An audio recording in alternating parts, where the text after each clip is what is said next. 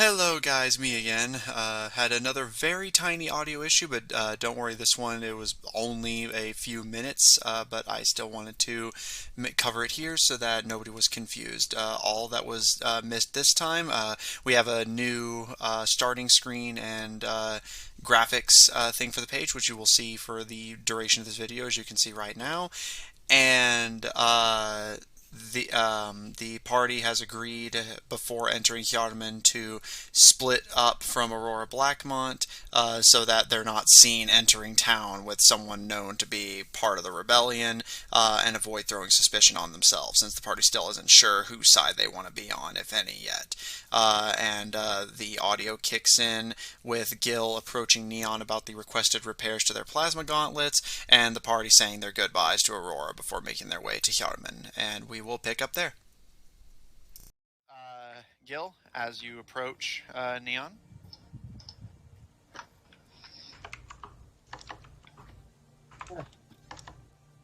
Were you able to do it? Well, I'm a mechanic, not a miracle worker, but from what I can tell, they're working again. It's up to you to find out just how well that is. Well, Lady Blackmont definitely gave me some good advice, and I'm gonna be needing your intel on a few other things later before I try using them again. I need to know more about them so I don't, well, you know. Fine. It's probably for the best. And he'll go ahead and put him in his backpack. All right. And Gil, as you take your gauntlets, Lady Blackmont looks over all of you with a somewhat distant expression and gives you all a smile. Well, I suppose this is it. She nods to Hyarmen ahead. With Caro at the lead, you should all easily reach the town by nightfall, and you'll be safe there. They have patrols to keep the worst of the dragons out. And she bends down to your baby Suchomimus, Caro. And I'll be more than happy to make sure this creature is kept safe by my people. And she holds out her hands to it, and the Suchomimus kind of like tilts its head at her and turns to you, Caro, almost like it's gauging how it should react. Just so it can understand Caro, I'll cast oh shit, what's the name? Speak with animals. Yeah, speak with animals. I was gonna say speak with beasts, and like I'm mixing two spells. And lean down to and just you can't come to the place we're going, so she will look after you. It kind of tilts its head in thought, and see you again? Yes, I will come pick you up. It kind of shakes its head side to side, almost an imitation of Garrow's little chuffing motion, and stretches out its neck to extend its head towards your hands, and almost motions to kind of like have your fingers curl around it. Yeah, I'll give it the pets, the last few pats for now.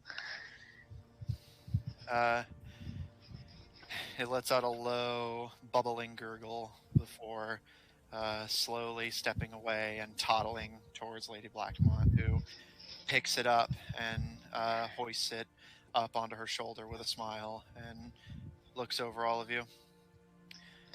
You all be careful in town. Look after each other. Lie low for a little while. Do the same. She gives a bit of a smile. Hard for someone like me to lie low, but I'll do my best. She gives you a smile. Have you met us? It's not exactly easy for outside. I suppose that's fair enough, but as long as you all stick together, I think you'll be fine. And before she tries to go away, Gil's gonna go over to her and say, "You're not getting off that easy," and he'll give her a hug before she leaves. She seems a bit awkward, not uncomfortable per se, just more unused to physical affection, but does return the hug, and So quietly, he's going to say, "Thank you for the advice. I'm going to try to do better." she gives a nod and whispers in turn, "Of course." And as she steps away from you, Gil, she smiles to you, Caro, as you approach. Yeah, just Carol, just like, like, yes, hug time. She kind of rolls her eyes a little bit and smiles, but hugs you as you approach. Am I gonna have to do this with everyone? No, Zephyr doesn't like hugs. She gives a smile and nods to you, Zephyr, standing a bit away from you. You keep all of them out of trouble, you hear me? Don't know if that's possible. You make sure to get them out of trouble when they find it, you hear me? We'll see. She gives you a smile and nods to you, seeming satisfied with your answer, and looks over the rest of you one by one. Lucian extends a hand. Not much has ever either. She smiles and shakes your hand. My parents were the same. I'm more used to this. And she nods to you, Lucian, and kind of pulling in your arm very slightly so that she can whisper to you with no one else hearing. She says to you under her breath, "They'll take care of you as long as you take care of them. All right?" Nod. She nods. She looks over the rest of you. She glances to Raccoon on Gil's back, but seeing as Raccoon is kind of slumped and sleepy looking, she simply smiles and moves past her to Caleb. She kind of smiles at you, and you and your brother both, I expect you to at least get the others out of trouble when they find it. You know. Kind of what we do. She gives a smile and a nod, again seeming satisfied. And finally, there's that thing where, like, you ever seen, like, where, like, a kid, they put, like, their hands on their side and they're all, like... Yeah, all sassy. I don't know what I'm trying to describe. Yeah, well, I get what you mean. And finally... Awkward. That, like, trying to be that... Like, you're that awkward. I'm okay with this. I'm not going to tear up and get upset because she's leaving. It was supposed to be like, you ever seen like where somebody's like proud of something and they like stand yeah. like yeah, I get what you mean. He does that as he said, "Oh, it's what we do." Mm-hmm. Yeah, she smiles brightly at you and finally turns her attention to you, Neon.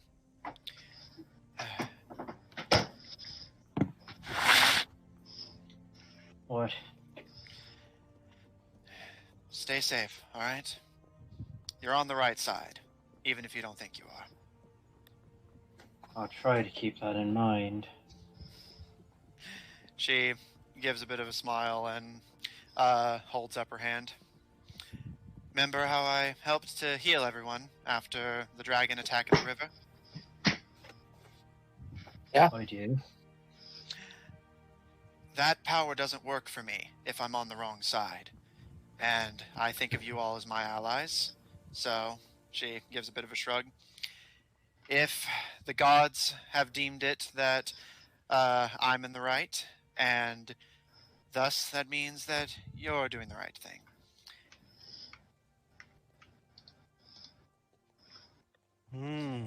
fine. Whatever. Trying my best. One more time, Gil. He said that they're trying their best. Mm. She gives a nod to you, Gil, and nods to you as well, Neon. I'll see you sometime. You all go on, and she runs a hand down the Suchomimus's back on her shoulder. I'll set up camp here for the night and reach Hyarmen in the morning. With any luck, none of you will notice my entry. If you do, then as agreed, we don't know each other. No who? Exactly. Carol turns back and waves to the both of them. Just, I'll see you again sometime. With any luck, you all take care of each other and yourselves. And I wish you luck, however you decide to go about your mission. Of course, we wish you all the best. She gives a smile. Of course. And with that, you all turn, and as Lady Blackmont sets up a small, out-of-the-way and hidden campsite, you all continue the trek without her. Does she have a bedroll? She does not. She's been bumming off of you guys. Gil, as he's leaving, he's going to drop his bedroll with her stuff. She kind of raises a bit of an eyebrow, but shakes her head and just, if you insist, just make sure you pick one up when you're in town, all right? Of course. And with that, her encampment a little bit nicer. You all continue. Caro, you continue to lead the way. Your usual animal menagerie with you, sans your Suchomimus. As you guide the party through a relatively clean and unobstructed path, avoiding the worst of the tangled, knotted roots of the massive trees dotting the highlands. As you begin to approach Hyarmen. Alright, hold on 1 second. Matthew, I just noticed something and now I'm not going to be able to unnotice it. Your username, you have 2 underscores before the E and then 1 underscore after the E. Both underscores or single underscores for both were taken. God, now I can't unsee that. It's not perfectly balanced. As all things should be. It is not balanced. I'm sorry to interrupt the stream, but it's like I noticed that and I'm like, it's gonna bother me. I have to say something. Alright. I'm so sorry. You're fine. Alright. So, I'm gonna go get a drink real quick. I'll be back. Sorry. you guys begin to approach Hyarmen. The distant town is, as you had expected from its out-of-the-way positioning, relatively unassuming. The buildings are a very simplistic wooden. Little in the way of fancy stonework or the lattice work of bricks that you had seen in Mercurial, or the more polished clay of Sundragon. The buildings are all almost like cabins, very quickly made and definitely more function than fashion. You get the impression that it is definitely built with, basically being easy to build or potentially rebuild more than anything. Yeah, what if they got issues with fires? You notice a little bit of a walk away from the town. It doesn't seem like it's immediately obstructing you, but out towards the west, you guys are approaching from the south, but out towards the east. Sorry, out towards the eastern part of town, a little bit of a ways away, you see a massive, what pretty much all of you can instantly recognize as a fortification. However, unlike the very simple lattice work of wood that the town is made of, this All right, I'm back. this fortification is made out of a very dense, dark metal. Almost like this looming technological citadel compared to the unassuming cabins of the town of Hyarmen. Neon, by your eye, it's almost like a small piece of edict got like plucked and dropped into this otherwise unassuming village.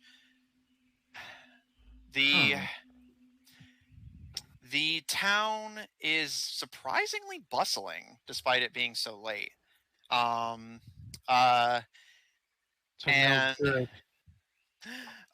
You can see various lanterns lighting the town.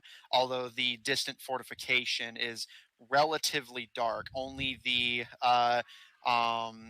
very, very minimal torchlight, and even that appears to be very sparing and poorly maintained. Question, DM. What's up? Is there a lot of drow here? Make a perception check. Okay. Sorry if I'm interrupting a lot. Yeah, you're all right. Let's see. 24?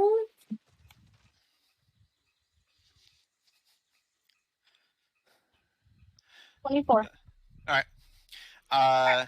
Lucian, as you all get a little bit closer, starting to encroach into Hyarmen's territory officially, indeed, you see several dark elves. Almost entirely dark elves, only broken up by the very occasional goblin or saurian. They don't appear hostile, nor do they appear to particularly remark upon your presence as you get closer to town. They appear to simply just be going about their business for the most part. And as you all get closer, you can see a variety of structures that catch your attention. You see a little bit eastward, but closer to the fort, but not like quite encroaching on it, is a large field that appears to have something akin to a stable built in it. You see in the center of town is this market square with various stands and stalls already set up and distributing goods. The stands themselves run by dark elves. You smell a very pleasant smell that you all assume is likely a bakery of some kind.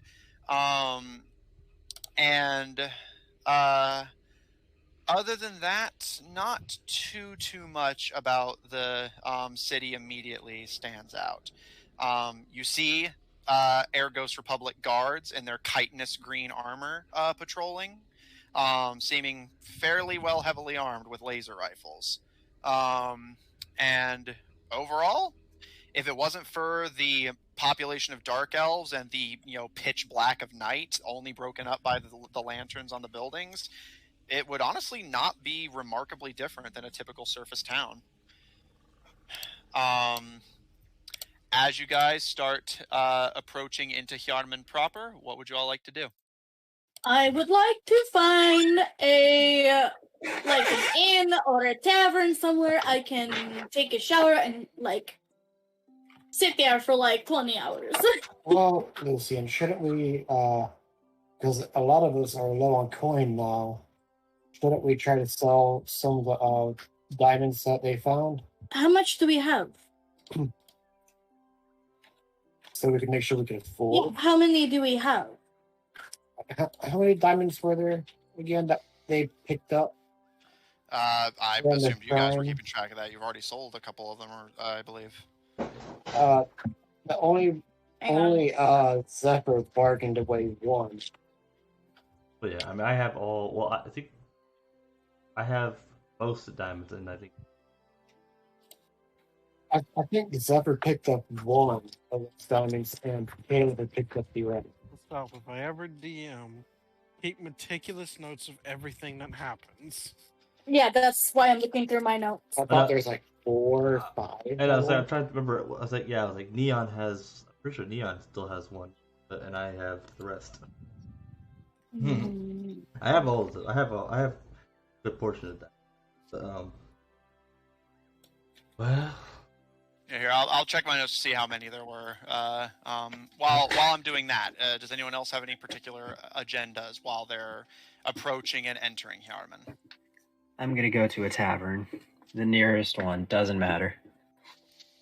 all neon. All right. Caleb, Caro, it seems the bulk of the group is either already going to a tavern or trying to find one or planning to spend money at one. So do you guys have any particular objectives beyond that, or do you just want to follow the group to a tavern? Yeah, Look we'll just around the go. place, get a lay of the land. Okay. Real quick before we go further, let me grab the diamond. I have. There was 5. Zephyr used 1. Neon has 1, so that means Zephyr, you have 3 left. Yeah, no, I have one, but I think I was just trying to remember who had the other one, but yeah, neon. Yeah. So all right, there you guys go. Diamonds accounted for. So, if you guys would like, because I know y'all all want bass and to go to tavern, we know how much they're roughly worth. I'll go get them sold, bring back the money, and then we'll all meet up at the tavern. That assumes Zephyr lets you have the diamonds. I'm walking off with me. Well, I'm gonna stop Zephyr. Like, Zephyr, those belong to the party. They're not just yours. I'm not grabbing him or anything. I'm just saying, like, Zephyr, come on.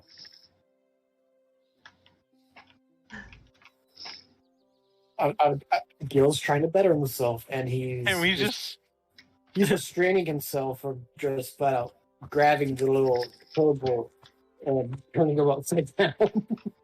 Right in the middle of everybody. Yeah, but as I said, he's trying to be better. I will also Trying to be reasonable. I will Can we also just talk say about the fact that it's literally like that meme. Diamonds, and then just you have diamonds, and then you just have our party with like red overlaid over it are diamonds. All right, Zephyr, do you surrender the diamonds, or are you just going to keep walking with everyone to the tavern? Shine bright like a diamond. All right. I'm going. Zephyr.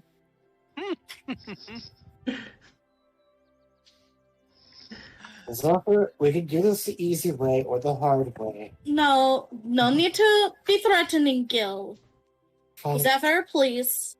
Name. Not all of us still have our money. I spent a lot of my money to help Gil with something. So we need more money so we can actually spend money. If you want to stay here. Either way, Gil's moved on. Neon, you have one of the diamonds, correct? I do. Could I have it, please, so I can go and get it exchanged for coin for the party? Fine, whatever. And I open Morgan's cockpit and just toss it to him. Just fucking fling it. All right. Thanks. All right, Gil, you have been given a diamond. Shine bright like a diamond. As you all begin to approach,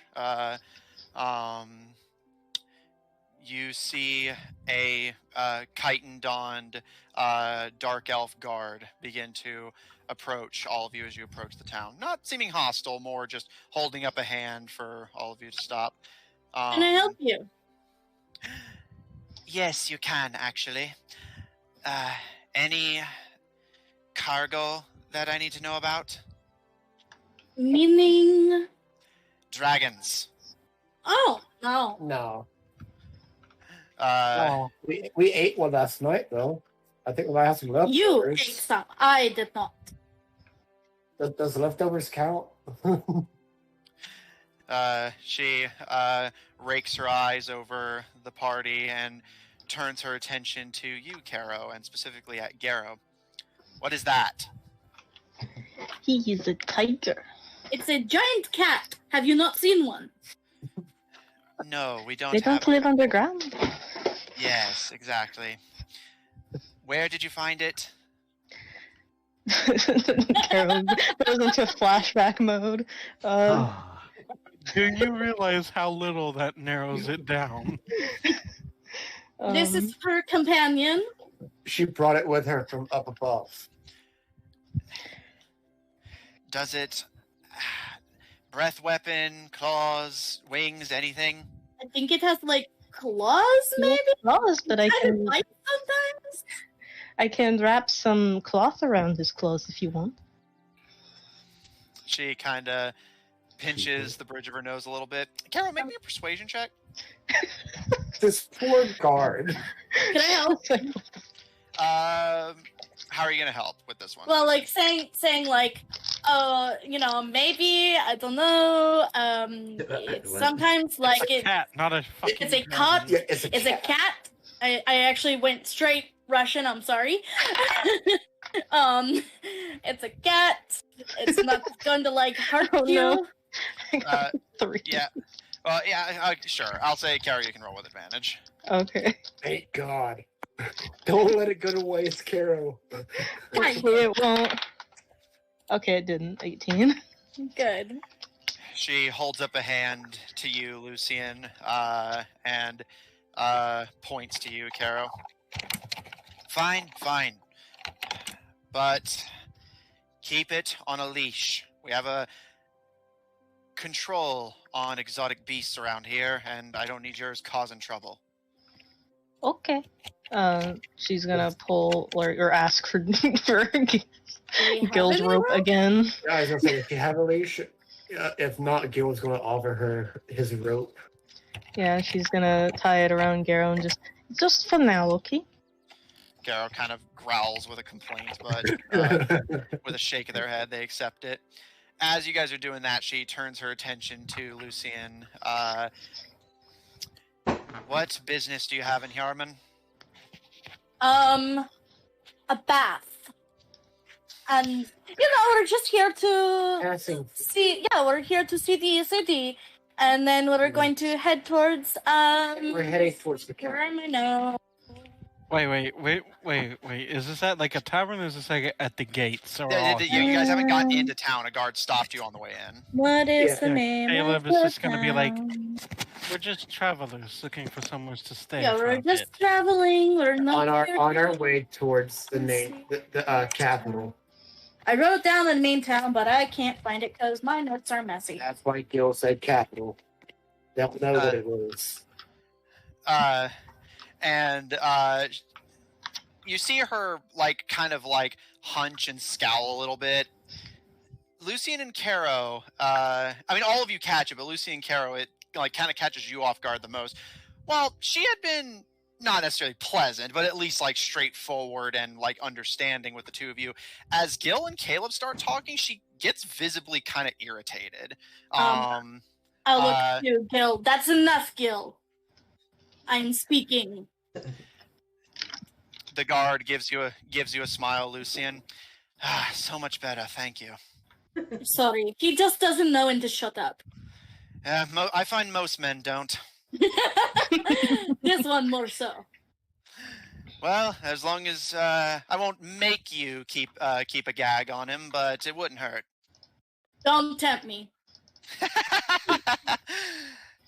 She kind of tilts her head at you, Lucian, glances to you, Caro, and finally looks to Raccoon on Gil's shoulder and gives a nod. All right. Welcome to Hyarmen. Although I'd recommend not making your way to, and she looks to you again, Gil, and speaking with a very slow tone, for men. The capital is for men. I love her already. Could I ask? You would know better because you've lived here. Where could we find somewhere to bathe and have a good night's sleep? We also have some things to sell. Your best bet for that would be the sunken scale. The little lizard that runs the place keeps the place tidy at the very least. That's about the best I can say for it. But this town's kind of out of the way, so I wouldn't expect a luxury bathhouse. That's more Forman's department. I'd recommend making your way to Nenman if you're looking for more luxury accommodations. But we'll make sure that Hyarmen can accommodate you at the very least. That would be really appreciative. Now we do have some things to sell. Is there like a general store, or like we have some jewels? This for conversion purposes, or are you just trying to pawn them? Conversion. We really like. I spent most of my money down back, Totally understandable. She kind of thinks for a moment and gives a nod. Here, I'll take them for now, and get the conversion done at the barracks, and find you at the sunken scale. Sound fair? That would be really good. Gil, give me. Insight. Gil? Zephyr, make an insight check. Yeah, like taking diamonds. I was gonna say, can Gil do that too? He's not really liking this soldier more and more the more she opens her mouth. Because she's like Lucian. Gil, make an insight check. He likes Lucian more. And I'll use my passive insight, which is a 14. Okay. Caleb wants to do an insight as well. Everyone's like, our diamonds are in danger. Insight. Well, Caleb just kind of wants to do like insight more in a sense of just kind of getting a feel for this person, how they're looking at the party and stuff. Make an insight check, Caleb. 21. All right, 21 for Gil. Zephyr? Sadly, 10. All right. That is. Can I roll on my app, because D&D Beyond is an asshole? Actually, wait. Yes. I'm gonna re-roll that my app because they're my diamonds, my inspiration. Go for it. Nice. My diamond So, guess what? I rolled. is still a 10. Yeah, I rolled a 5 and then a 5. Jesus. Oh no! Well, The 10. you tried at It's least. less of an asshole than D&D Beyond. D&D Beyond's like, I think there's something weird about it. Okay, you know what? It didn't matter. I rolled the exact same fucking thing, so it's 6. All right. Zephyr and Caleb. So first for Zephyr and Gil, both of you seem like she's being forthright. Like, she doesn't seem like she has anything to. She doesn't seem like she intends to make off with them at the very least. She seems like she genuinely wants to help Lucian. Fucking I'm using inspiration. Go for it. I was gonna say, during this, like, Gil's not like making a whole scene out of this. No, I know. This will be something he's been doing the entire time. Yeah, it's literally just passively looking them over All and right, deciding. with inspiration, it's going to be an 18 instead. All right. So Lucian, Zephyr, Gil for the diamonds. Yeah, she seems like she's being forthright and honest. She doesn't seem like she has any intention of making off with them. More like she genuinely seems to like Lucian well enough and wants to save her the trouble of having to find a pawn shop. Especially since she seems to be looking over everyone with a kind of like, yeah, you definitely could use the bath. So Gil will pass one, and he will look at Zephyr for the other 3. Oh. No. The one is fine for now, Gil. And Caleb, watching her expression as she flicks between everyone, basically whenever someone moves, her eyes kind of instinctively flick to them, seeming like, as a guard, she's still keeping her eyes reasonably open, but seems a little more relaxed. From the expression, the more kind of relaxed and happy expression she takes looking at Lucian, Caro, and even Raccoon, to the more hostile look she's always giving you and Gil, it seems like she specifically has a problem with the men of the party. The women she seems perfectly comfortable and at ease with, but seems immediately hostile the moment she notices a male in the group. Doesn't notice that I'm a That and you haven't done anything to get her attention yet. I was gonna say, you haven't said anything. He is a really. kobold, so it's pretty hard to tell. She holds her hand out for the diamond. I will give it to her. What is your name, so I will not forget who you are? She gives a bit of a smile and, important question. Do you happen to speak Undercommon? I wish I'd been studying, but not very well. But I can tomorrow.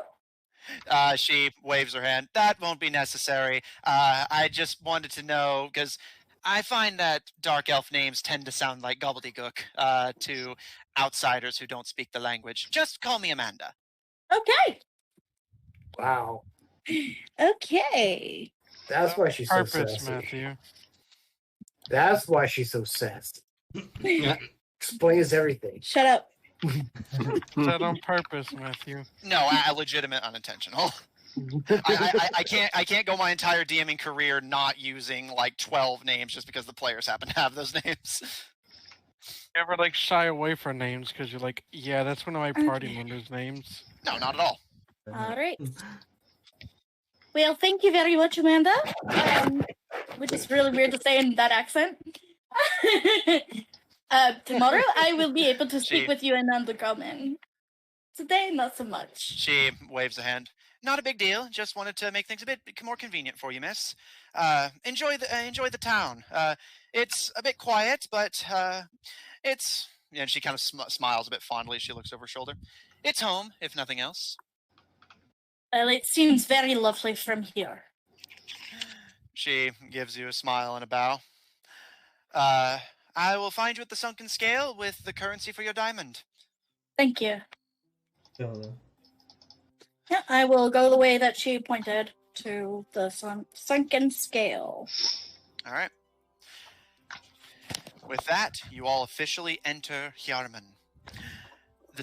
The town is relatively packed for its size, with dark elves and goblins and saurians, but people give you your space, and if nothing else, appear to not be giving you too much immediate trouble. You notice a few obvious second glances. A few people seem a little suspicious, but nobody seems willing or immediately concerned enough to confront you about it yet. Any more hostile female guards? We're in Ergos. Of course they are. Gil, make me a perception check. What did Yes, he he does ask? that, I heard something about female guards. Yeah, he's seeing if all of the guards are like that. That is a 15. Gil kind of taking a glance around carefully as the group enters town. Just your sort of soldier instincts keeping you on guard and ready. So you do see several guards, and almost all of the guards definitely, and even a grand majority of the actual population of common folk appear to be female. And the actual common folk don't give you too much trouble, and none of the guards confront your group, although you do catch a patrol of guards, and as they pass, you see a few of them glance at you, and one kind of grins and elbows the elf next to her, and they whisper to each other about something, and you can't hear what they're saying, but you do see the one that had initially noticed you and elbowed the other make a crushing motion with her hand. Oh. You guys. Gil feels challenged. Gil, look at me. Yes, we'll see them. Says I'm apparently just your servant again. Do you know where we are? We're in Same. Ergos. Yes. Do you know what you know how the dark elves are here? Remember what Lady Aurora said? That they will look at me and Caro as the leaders because we are women. That means you need to... Human decency, respect. Well, one, they're not humans. And Humanoid. two, you can't go into a complete, different country that is not your own and expect something that you get I in your just- country. Didn't expect complete hostility.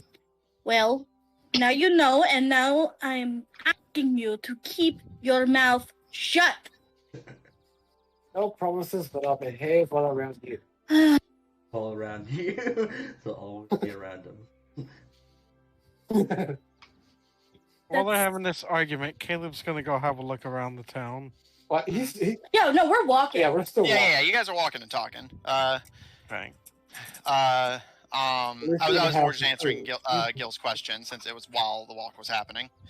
And assuming your objective is relatively unchanged, although Caleb, you can break off to explore if you don't wish to go to the tavern anymore. But the group is currently making their way to the sunken Always scale. intended to explore, remember? Yeah, true. So in that case, as you guys arrive at the sunken scale, Caleb starts to branch off a bit from the group. Hey, Caleb, Yes. I don't know if it is a good idea for you to go by yourself. This area is mostly for, there's a lot of women in this area, and a lot of them, well, the majority of them will think that they are better than you. And just if you're going to explore, try to lay low. I'm just going to have a little walk around. She's They just can saying think be what they will careful. to themselves. As long as they keep it to themselves, I won't have any problems. Just be careful, okay? We're going to be in the tavern waiting for Amanda to come back with our money, and then we can all have showers and put this fucking desert behind us. Okay, I'll see you later then. Okay, And do be Caleb's gonna careful. go explore. And if you have any trouble, let them know that you are here, with a leader, with a woman. Would you like Yes. him to go with him? Yes, I would actually really like it if Raccoon would go with him. And Raccoon kind of like Need slowly. someone to go with me. a little Just more let Let's information take a for walk Obama. around. If they have a problem with that, they can fuck themselves with their own weapons. I want to see this. Damn, Daniel. I'm okay with that. Just be careful. I'm not going to start anything. Okay, I would trust you more than I trust Gil at this point. All ow. right. Raccoon I kind of mean, brief. Yeah, she Briefly- did just say she trusts a 14-year-old more than the full-grown ass elf, dude. Yes, I mean, he is more emotional and I'm sorry, Jeremy, don't pout. All right. As you all arrive at the sunken scale,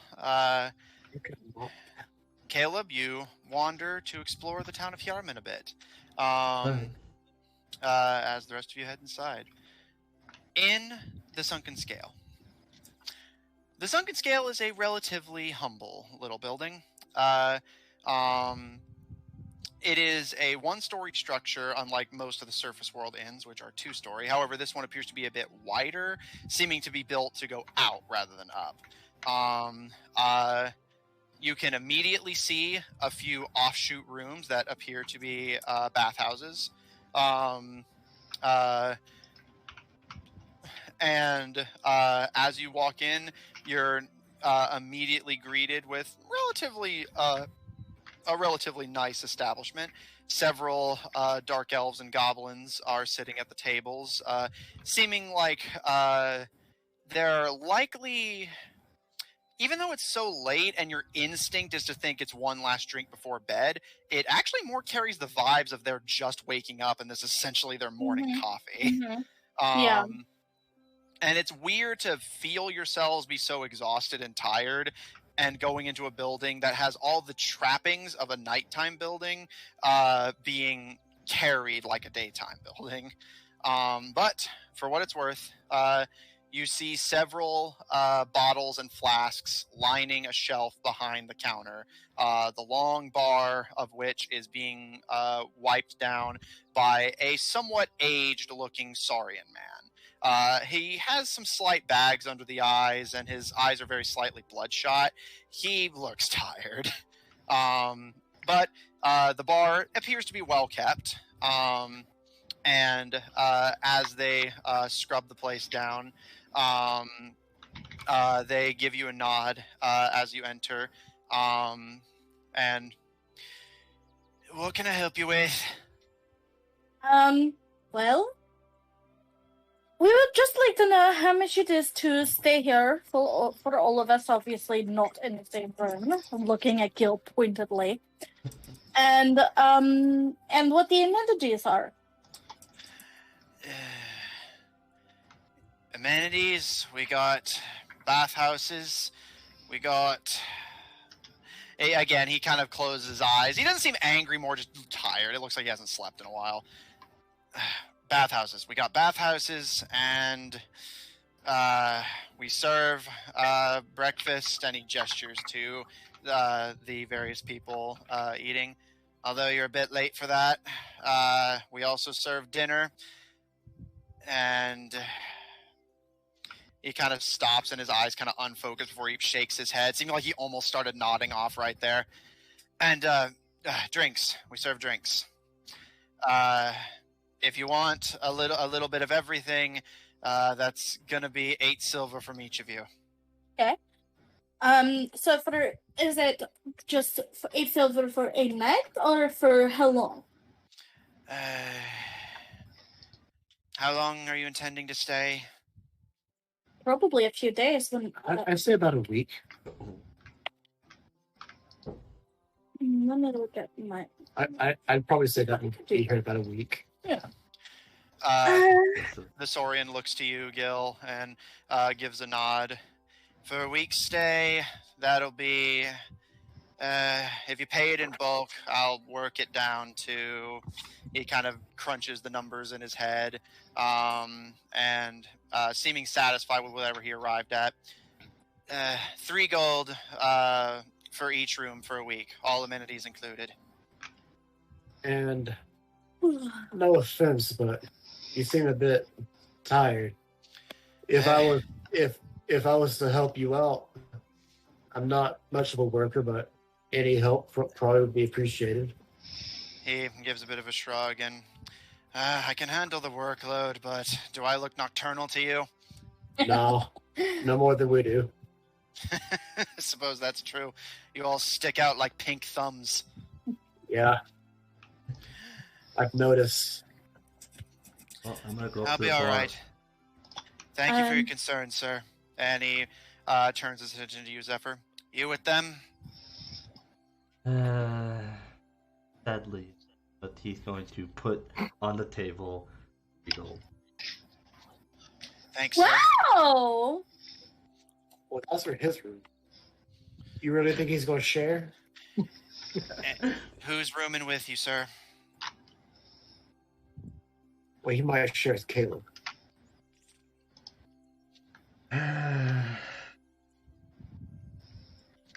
Unsure to be.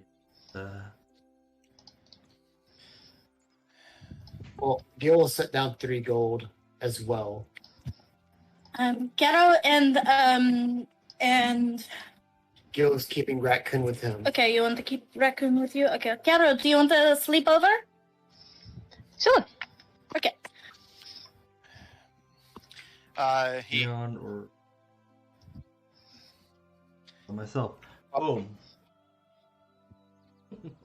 I will say Neon could stay with me too, but I don't know what he's going to do with his neck.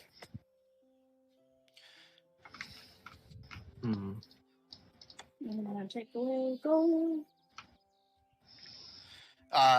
yeah, speaking of Neon, he kind of the tavern is spacious enough to allow Morgan's entry, but he does nod to the machine, and there's a stable not far from here. If you like, I can take care of that for you, sir. I'll deal with it myself. All right. He gives you a nod, Zephyr. You by yourself, sir, or should I expect a guest? I guess. It's not that hard, Zephyr. What? It's not that hard to decide if you Well, want to room with your brother or not. if he wishes to join me, not really. As long as there's space. He gives a nod and he'll jot down Caleb's description to make him the offer when he arrives. And gives a nod. All right, you guys want to head straight for your rooms, or are you going to enjoy? Oh God, I would love a bath right now. Where is your bath? Follow me, follow me. And he nods to you, Neon. The stable is out to the east. Can't miss it. Fine. Then I'll go ahead and do that. All right. You've had a rough one. Pardon his abruptness. I'm not paid enough to ask questions about that sort of thing. Yes, but I like to be polite. Really? That's news to me. To people I don't know. There it is. He gives a nod and escorts the rest of you towards the bathhouses. Zephyr, do you join them, or are you going to stay at the bar? I mean, not gonna drink it. Okay. As you guys arrive, he kind of parts the group a bit as you approach a small, sort of smaller sauna-like building bolted to the side of the sunken scale. And there are two doors. The symbols on them, I do not believe any of you speak Undercommon. No. Neon did. Dawn. Yeah, and I believe Caleb does, but they're also not here. No, Caleb does not speak Undercommon. Yeah. Oh, I was thinking of something else. He speaks Common, Elvish, Orc, and Thieves' Camp. Orcish. Oh yeah, I was thinking of Orcish. Yeah. But yeah, so you don't recognize the writing, but whether picking up on that or simply following a protocol, the Saurian separates you the group a bit, and men to this side, women to this side. Okay. Thank God. Like, you'll be a little disappointed, but okay. And if you need anything, there's a chain to pull on the inside. Just pull it, and it'll ring a bell for me at the bar in case you need more coals or anything. What about washing surfaces, like washing our clothes? If you like, I can take care of that while you're bathing. Let's just buy some new clothes, Lucian. I like my clothes. We can wash them later, but they're a little worn. Sir, you've already paid to have them taken care of for you. You can always buy new clothes in town if you need. No, fair enough. I like my clothes. I guess I will put them outside the door. Of course, I won't intrude on your privacy. Like I said, just pull the chains if either of you need anything. And with that, he parts as soon as you all enter your respective bathhouses.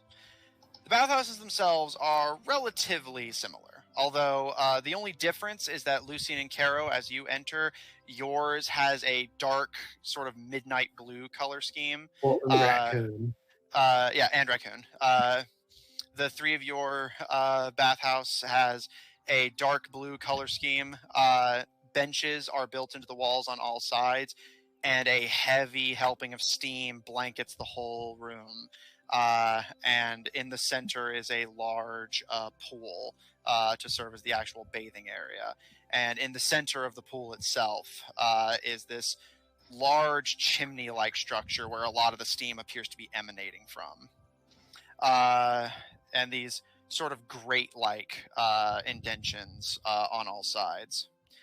Gil and Zephyr, yours is functionally identical. The only difference you notice is that yours, instead of the dark blue, is this dull salmon pink color.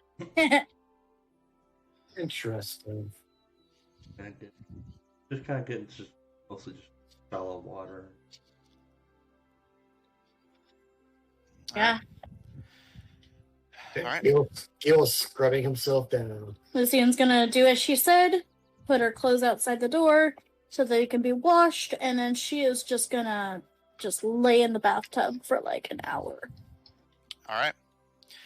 As you all enjoy the bath, Neon heading out to visit this stable, and Caleb, we'll cut to you. You wander the town of Hyarmen. Are you looking for anything in particular, or just seeing if anything catches your eye? He's just kind of looking around, getting the lay of the land and all that, getting familiar with the town. Okay. I'll say make me a just general perception check. All right, he's actually pretty good at that. Yeah, you're That'll observing. be a 17. All right. It's actually the same as his passive perception.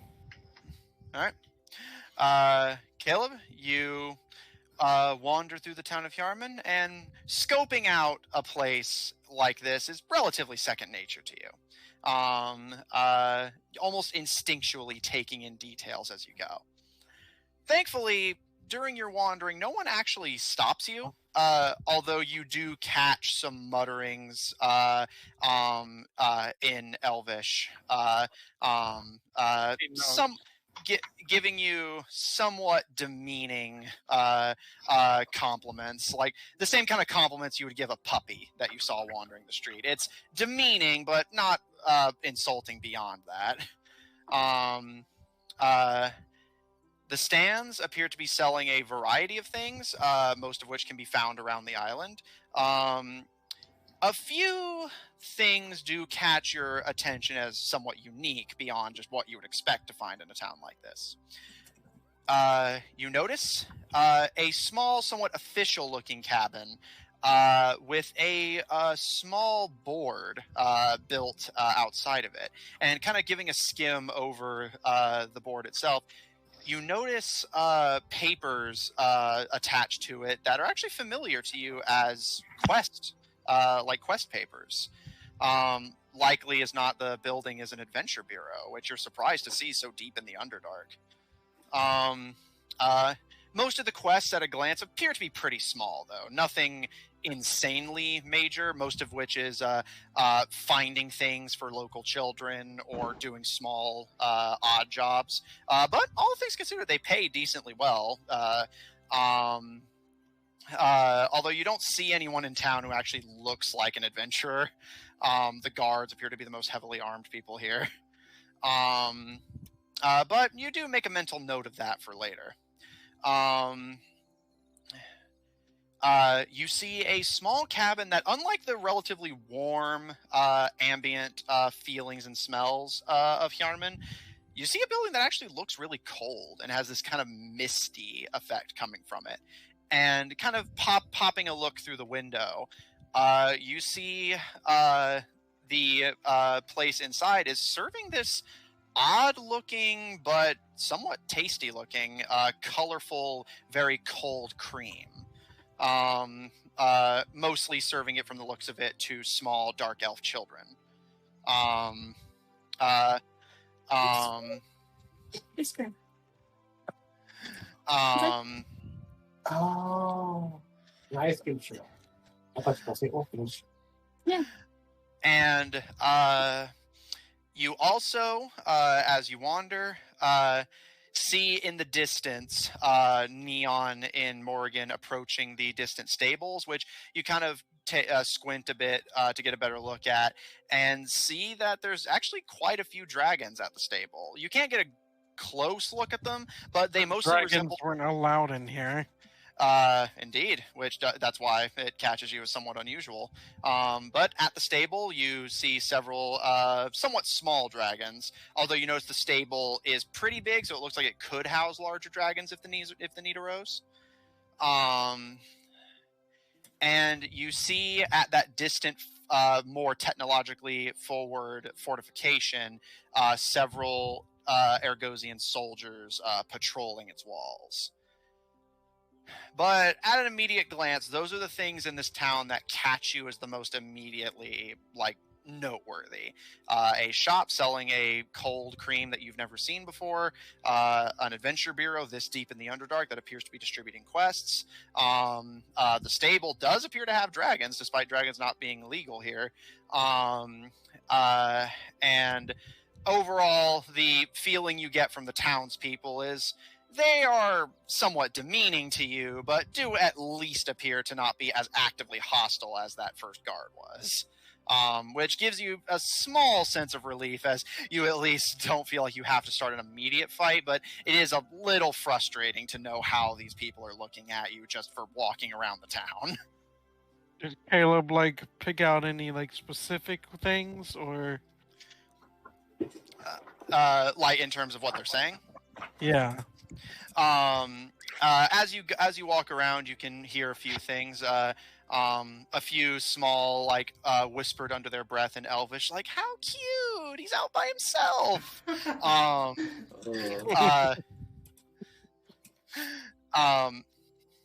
And you, as a patrol passes you by, they don't approach or accost you, but as they pass you by and think they're out of earshot, you can hear one whisper to the other in Elvish, "Where's his mother?" Oh, they're concerned. Caleb will take in what he's seen, and he will head back to the tavern now, as he's gotten a good idea for the layout of the town. All right. Oh, wait, there's one thing. Go for it. How close together are the buildings in this town? They're relatively close. Looking around, because I actually do have this noted. Just didn't expect anyone to ask. At least it wasn't Gil. Look like if one had to stay off the streets, does it look like one could jump across them? Yeah. From the looks of it, there are indeed alleyways. The buildings are built pretty close together, so looking around, again, marking these kind of escape routes is second nature to you. Just looking over my notes to make sure I'm not missing anything, which it does not look like it. The buildings are incredibly close together, and you almost get the impression that, really, if the buildings were to get a little bit wider, they would just be built into each other. However, while the alleyways are a thing, you notice that they don't really seem to go anywhere, so you imagine the alleyways for a town this small wouldn't be... One more time? Does it look like someone could run along the rooftops, not the alleys? Yeah, they absolutely could with how close the buildings are. However, I will say, if you're looking for an escape route, looking around, you actually estimate that simply running out of the town would be the most effective option, as the town is rather small and thus doesn't exactly have a lot in the way of hiding places. However, there are alleyways you definitely could squeeze into, although it'd be a bit of a squeeze.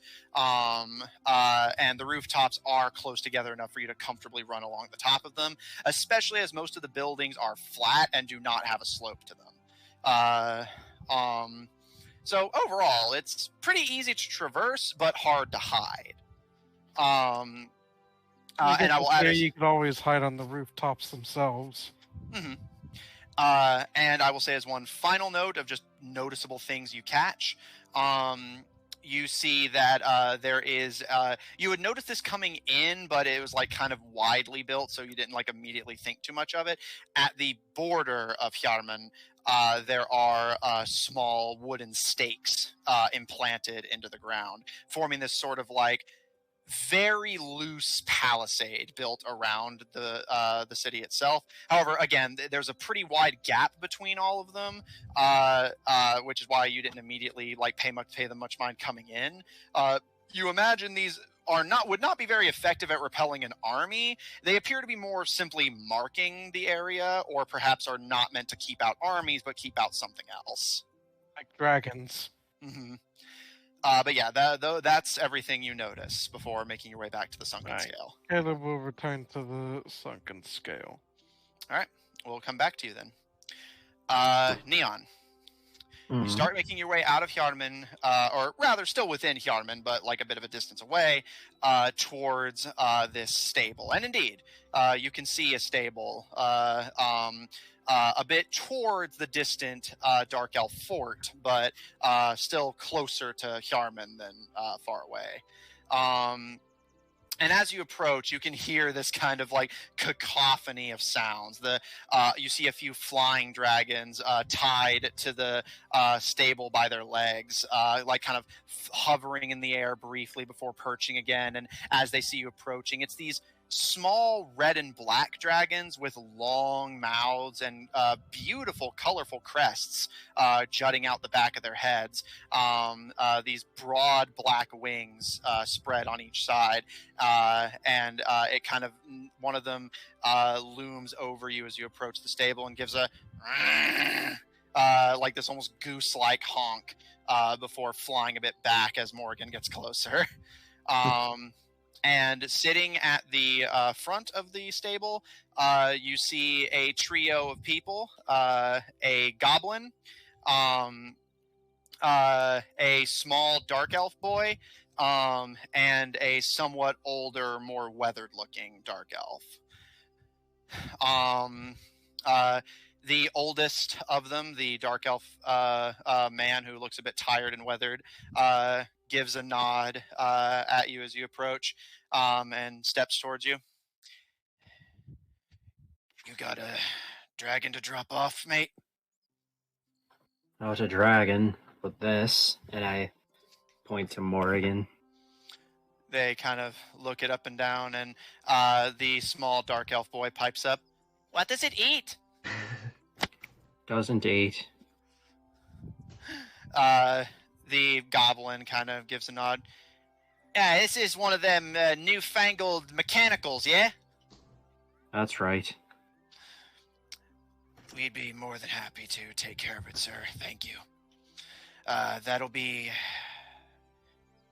He kind of glances at it, and you see him kind of mulling over your words. 5 silver. Fine. And I hand over the 5 silvers. Cheap here. We want more luxury. We can go that other place, eh? Yeah. Not to mention, remember that these guys are just selling relatively basic amenities, and giving a lot of you guys discounts at that. And yeah, as Austin observed, yeah, this is a kind of out of the way, like backwoods town. So, but yeah. It's so weird to think about the fact that having like any amount of gold almost makes you rich in D&D setting. Yeah. The dark elf man nods, and the goblin and smaller dark elf boy approach to start getting Morgan into the stable. We'll make sure no thieves make off with it, sir. Thank you. Appreciate it. And the other two don't appear to pay you too much mind, but you notice the dark elf man kind of looking you up and down. Looking at him closer, he appears to have a few scars across his face. His voice is a lot deeper than most of the dark elves you've seen, and his beautiful, as per the norm, elven hair seems kind of withered a bit. Less like any kind of aging, as you know elves to be beyond that sort of thing, but more like just stress has kind of been eating it away. But he kind of looks you up and down. And anything else I can help you with, sir? That'll be all. All right. Come back for it in the morning, or pay up now if you want me to look after it longer. I'll figure that out later. Just for tonight. He gives you a nod, and to your surprise, he actually has a relatively sympathetic look to him. Whether he's picked up on your mood or has made his own conclusions on the matter, he seems to be generally friendly and amicable, and gives you a respectful nod and doesn't press you further as they get Morrigan inside the stable and leave you to get back to Hyarmen on foot. As you start making your way back, Caleb, about this time you will return from your wandering as well. So Neon and Caleb, you run into each other as you enter the sunken scale. Hi. Hi. Caleb, as soon as you enter, you take in the same relatively well-kept inn that the rest of the party saw, and the tired-looking Saurian running the bar raises a hand to you, Caleb. Mr. Caleb Tabedra? Yes, that is me. Your accommodations have already been paid. You'll be sharing a room with a Mr. Zephyr Tabedra. Okay. Is there a place to wash up? Here, I'll show you. And as he approaches, he looks to you, Neon, and will you be staying here? What does he mean by here? Like at the Like bar, at, or the- just Yeah. at the sunken scale, like in general? the bar? Because since Zephyr officially decided that Caleb would be rooming with him, but you had already left by that point, you're the only one whose accommodations haven't been accounted for. I guess so. I'd already planned on having him with me and Raccoon. Never mind then. He kind of like shakes his head a bit and kind of rubs his eyes. Wait, nope, sorry. You're taken care of, sir. Never mind. God, I need a drink and a nap. Come on, mister. I'll show you to the bathhouse. You want a visit as well, mister, or are you good out here? I'll stay here. All right, I'll be back to serve you anything you like in just a minute. Fine. And Zephyr and Gil, you've been enjoying the bath for quite some time whenever the doors opened, and Caleb is let in by the Saurian, who shuts the door behind him. Neon, are you going to order anything while the party finishes up their bathing? Or Yep. all right, as he returns. And what can I get for you, sir? The strongest thing that you have. He kind of raises an eyebrow, and is that the strongest I have because you've thought about that decision, or strongest I have because you're having a bad day? I'm having The a bad latter. week.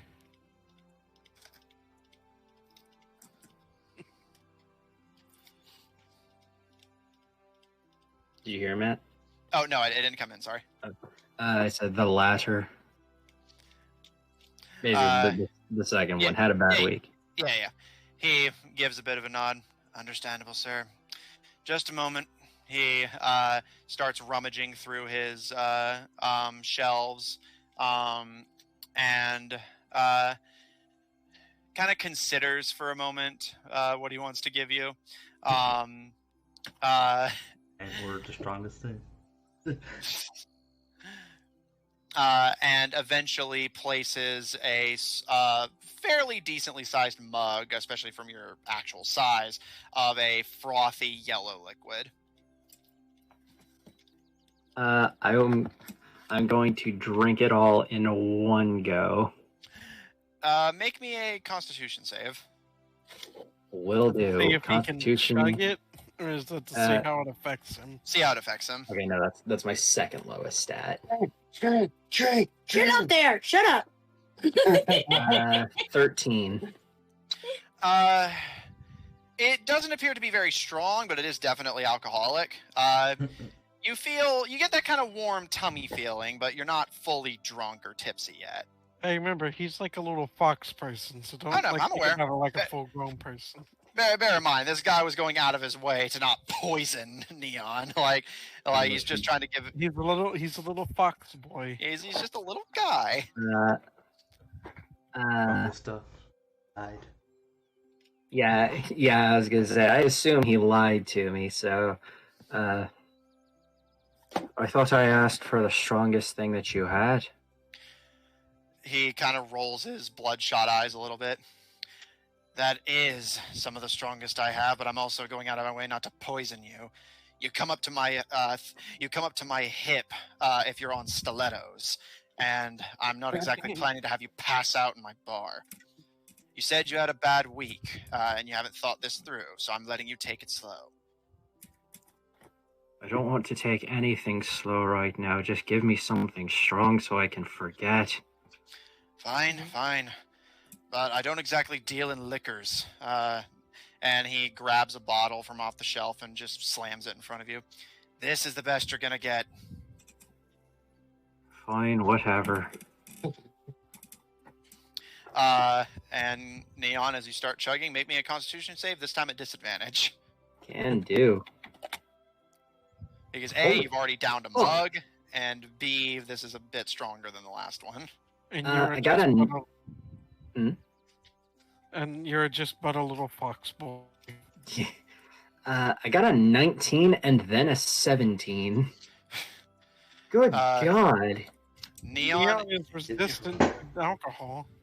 Neon, you start chugging. The beer is disgusting.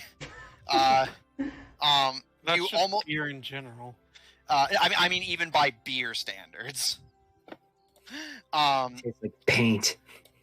Yeah. You almost instinctively want to spit it out, but you're just so desperate to get drunk, you accept it and keep going. And again, similar to the last one, as the guy had said, it's frustratingly low. The alcohol is better than what you had last time, but it's still not like a lot. Like, it's still like the awful taste of beer, awful by even beer standards, mixed with incredibly low alcohol content.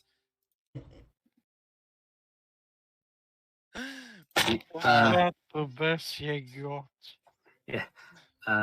Do you know anywhere in town that has something stronger?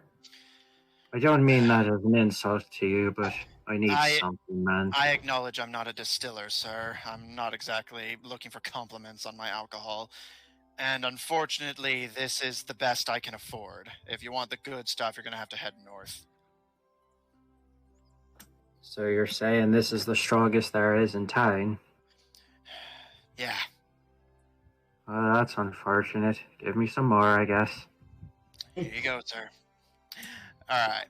And is there anything noteworthy while you were all bathing before you reunite with Neon at the bar? Yes, actually.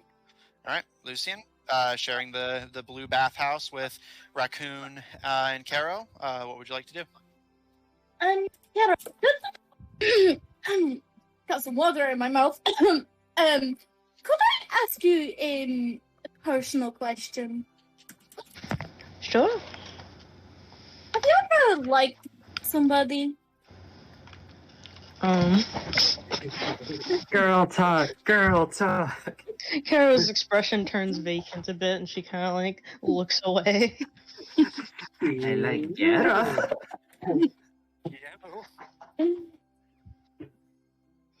I like all of you.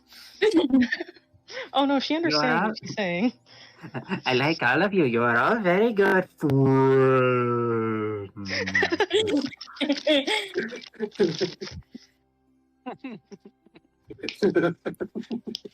such good friends. I would like to put you all in a zone to make sure you're safe.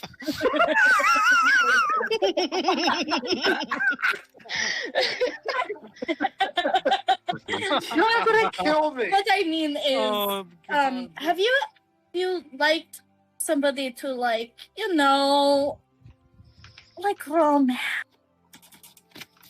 She like whispers it like it's a forbidden word.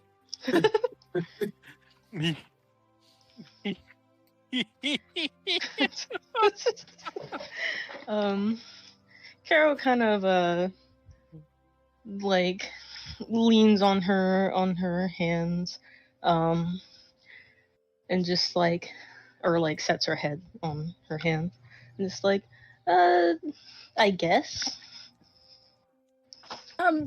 because I may have, asked somebody to have tea with me, but here's the problem. I'm not exactly sure if that was good. How come? Well, normally this person's like really funny and really cool, and she her answer was really cryptic, and I'm not really 100% sure what she meant by what she said. Well, what did she say? Well, I said, well, maybe you would like to have some tea with me, maybe. And she said, well, if you can come back in one piece, we'll talk about it.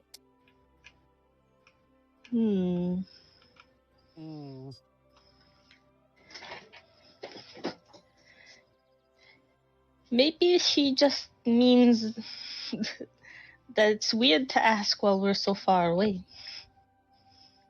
Yeah, that's kind of like that's the thing, is that we are so far away from her. And how do you keep liking somebody if you don't see them all the time? I don't understand how relationships work, but I'm assuming that you have to be with them a lot, right? Well, I still love my family even though I'm far away.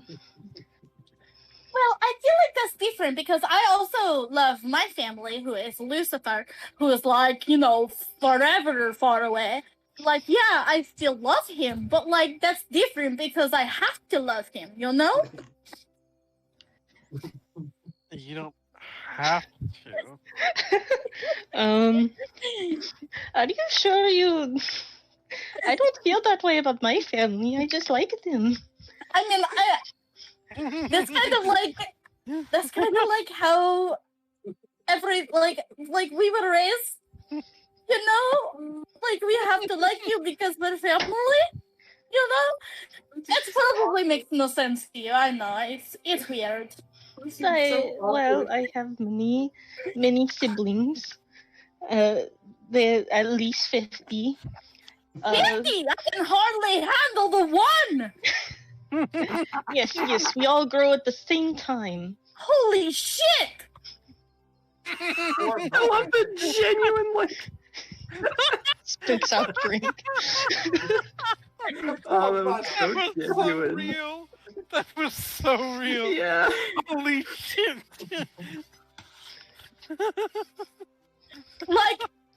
Help me understand, Carol. Does she have them all at one time? Or do they hatch from eggs? We hatch from eggs, and then we stay in pools until we grow legs and lungs. The expression on her face is she's processing it in her brain, but she's there's some kind of miscommunication happening in her brain, and she's just I see. See, Lucifer and I were born 3 minutes apart. Somebody linked the frog video. Is it They that? have legs. I was born first, and then 3 minutes later, Lucifer was born. Yes, we usually hatch around the same time. It's whenever we grow our legs that... So you have 50 twins? Yes. Well, not Holy anymore. shit! Some of them aren't around anymore. Do they die? Yes, but that's just normal. No, I don't understand. How is that normal? Well, swamps are dangerous. Predators. Children are stupid. Well, yes. You should have seen us when we were children. And other races don't like us. Who wouldn't like you? You're very sweet. Thank you. But, I mean, it's the same way you don't like, some people don't like goblins, I guess. I like goblins. We like raccoon. And I mean, there's a difference between... Okay, here's the thing, though. There's a difference between our goblin and regular goblin. Oh. Yes? Hey, you're one of the Eh? good ones. Raccoon is just goblin. No, Bro, we no, got she's not. sexism, we got racism going on here. She's not just any goblin though. She's our goblin. That is Yes, true. She is our goblin, but she is still goblin. Goblin. I don't really think it works that way, Kara. What? What? I really want Kara to say fuck. No, I don't think it works that way. This doesn't work that way. This doesn't work that way. That doesn't work that way. This doesn't work Okay, that way. so back on topic. Let's go back on topic. Because Okay. you were telling me about your romantic interests.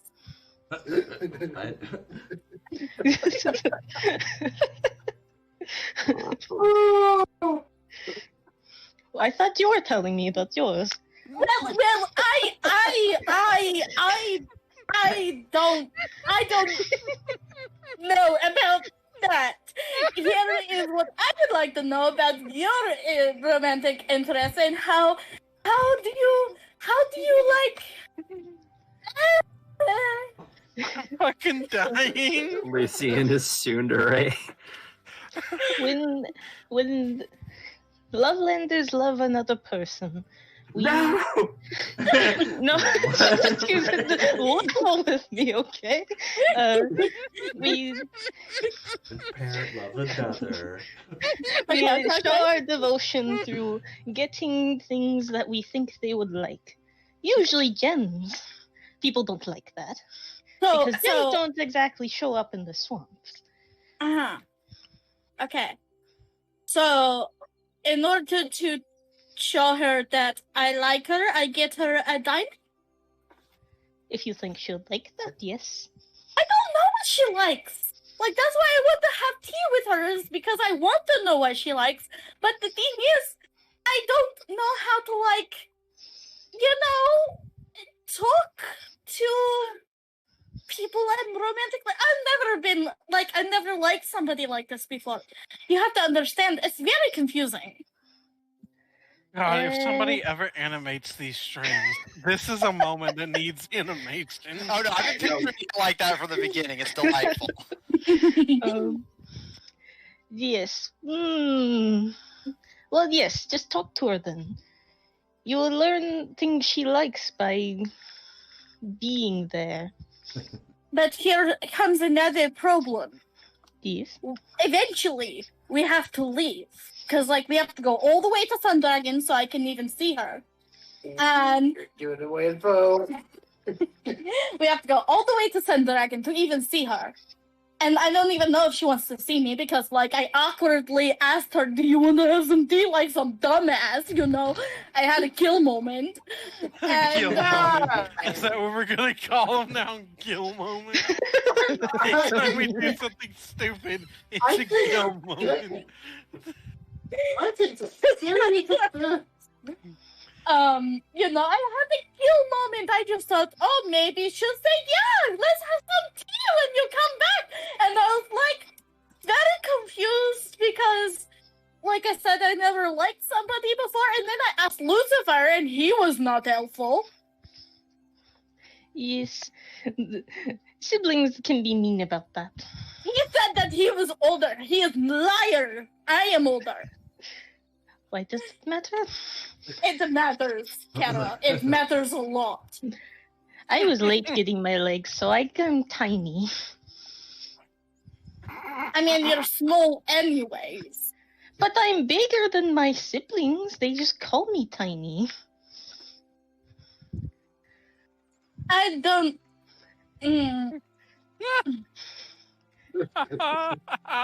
God, this is the best, like, miscommunication ever. Like, Jesus Christ. Like I said, this So is let me get this straight in my head. Yes. You are small, but you are also big. Yes. I'm But big you are- frog. But you are also young, but you're older than some of your siblings, which some of them are dead. No, I'm not older than them. They just Oh. died. I guess now I'm older than them. This conversation. See Amanda. Amanda's just like over here, like, Puzzle. what I'm doing. I don't know if you've ever seen like a borderline sociopath like try to process something, but she like has that look on her face where she's just like, I don't get it. Okay. This conversation. This is the best thing that's ever happened in this series. This is what I would like to know. Yes. If fuck. If fuck. Well, then you. Then use protection. Dr. Willie. If I ask the party, because I'm gonna have to have backup. If I ask everybody, hey, let's go to Sun Dragon, casually, do you think that they would go? I don't see why not. It'd be fun to go. You might think that it would be fun to go because you are an adventurer and you like to go places, but I don't think that, they would want to go for me. Well, it isn't the We going there Isn't Sun Dragon near where we need to go anyways? Yeah. Yes. Yes, Hunter, to your observation. What? We were going to Sun That was Dragon already anyway. the plan, to go to Sun Dragon as soon as you guys finished up in Ergos. This conversation. I have to give some kind of speech to the president so she doesn't, kill us or she be killed. I don't want that to happen, so I have to give some amazing speech, which I have no idea what I'm going to fucking say. And then we have to go all the way down to Sun Dragon and say something to Queen Sun Dragon, which I have no idea what the fuck I'm going to say to her. Other than, hey, do you want some tea? Look at me, I'm stupid! I know. Well, that's where you're messing up. You are too Matthew, nervous. they are guaranteed inspiration for this, right? Obviously, no question. You got to, you have to just talk like you would to somebody else. Just not. She kind of she squints her eyes. So you big idiot! So, I'm talking to Gil because I do not think that is a smart idea if I want her to like me. Well, why do you talk to Gils like you do? Because he's annoying and stupid? Then you wouldn't talk to her that way because you don't think she's annoying and stupid. No, she's really super cool and if Gil was a girl, I guess, but Gil is not a girl and she's maybe less creepy than Gil. I don't know. Like I said, I don't know her very well. So maybe I'll find out if I like her or not. What if I don't like her? Then just Gay panic. just let her do the talking and respond. I don't think that you're understanding what I'm asking, Carol. What? You understand what you're You want asking? to know more about her, I don't right? think you understand what you're asking. That's a fine All you have to observation, do is Chris. listen if you want to know what she's like and what she likes. Oh God! I'm scared because we gotta clip this. I'm scared because I don't want to go through all of this effort and do all of this stuff just to find out, oh, maybe I don't like her anyways. What's the point? If I'm going through all of this and then we find out, oh, I don't like her, what's the point? Well, you can still be friends with her. You don't have to. You don't have to be in love. And she does a little hand movement. No, you're going a little fast, Carol. I'm not talking about love. That's what we were talking about. Don't you have a crush on her? Listen. So I would like to state two things. One, what we're learning is that Lucian is in a Velma scenario from Mysteries Incorporated, where she's an asshole to Gil because she's gay. That's what we're learning here. Secondly, I would like to point out that Lucian is probably the only person in the world who can play a game of verbal Pong with themselves and lose. You don't know what the heck she wants. All she knows is she don't want Gil, but she don't know about anyone else yet. But she just doesn't want Gil. Here's the thing, Kero. Love and romance are totally different. Are they? What? I thought they lead into each they're other. not.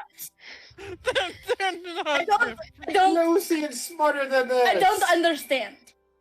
If you Because want to you love can love someone, somebody, like you can love somebody. You know, like we've covered this, Carol. Yes. You can love somebody like your family member, and that love is different than the love that you have for a, partner. But romance is like. Do you understand what I'm trying to say? No. Okay, hold on. I know Hold on that- 1 second. yeah. 1 second. Romance. Number one, a feeling of excitement and mystery associated with love. I will say in Lucian's defense that yes, she is right that there is a difference between there's like romantic love, sexual love, and familial love, and all that jazz. There is a difference, yes. However, I will agree that yes, Lucian is splitting hairs over like she just specifically doesn't want to admit that she loves the buff hot queen. That's all it is. Lucian, you have a crush on her. That's love. I think what right? Lucian is. No. I am not in love. I am not in love. I can't. Are you not? Can I get her face? Yeah, Can I like? Carol, make she's an insight check blushing. with advantage. Red. Also, while they're rolling, Neon. I was gonna say, I think what Lucian is really trying to ask is, what is love? Baby, don't hurt me. What is love? She hurts me. She hurts me no more. What is the roll for again? I'm sorry. Insight Is with it advantage. insight? Okay. I got a 17. Amanda, feel free to step in here if I'm overreaching. Lucian is blushing, and she seems to somewhat believe what she's saying, but she is also wrong. She is deeply in love with the Sun Dragon Queen and not willing to admit it, and it is overtly obvious to any onlooker except for her. Lucian, Caro's gonna like stand up onto something so she is face to face with Lucian and like put her hands on her shoulders and just, you like her, okay? That's okay. Don't be scared. Lean into it, okay? How is any of this Talk to okay? her. Because you like somebody? That's not a crime. I mean, you haven't met my father.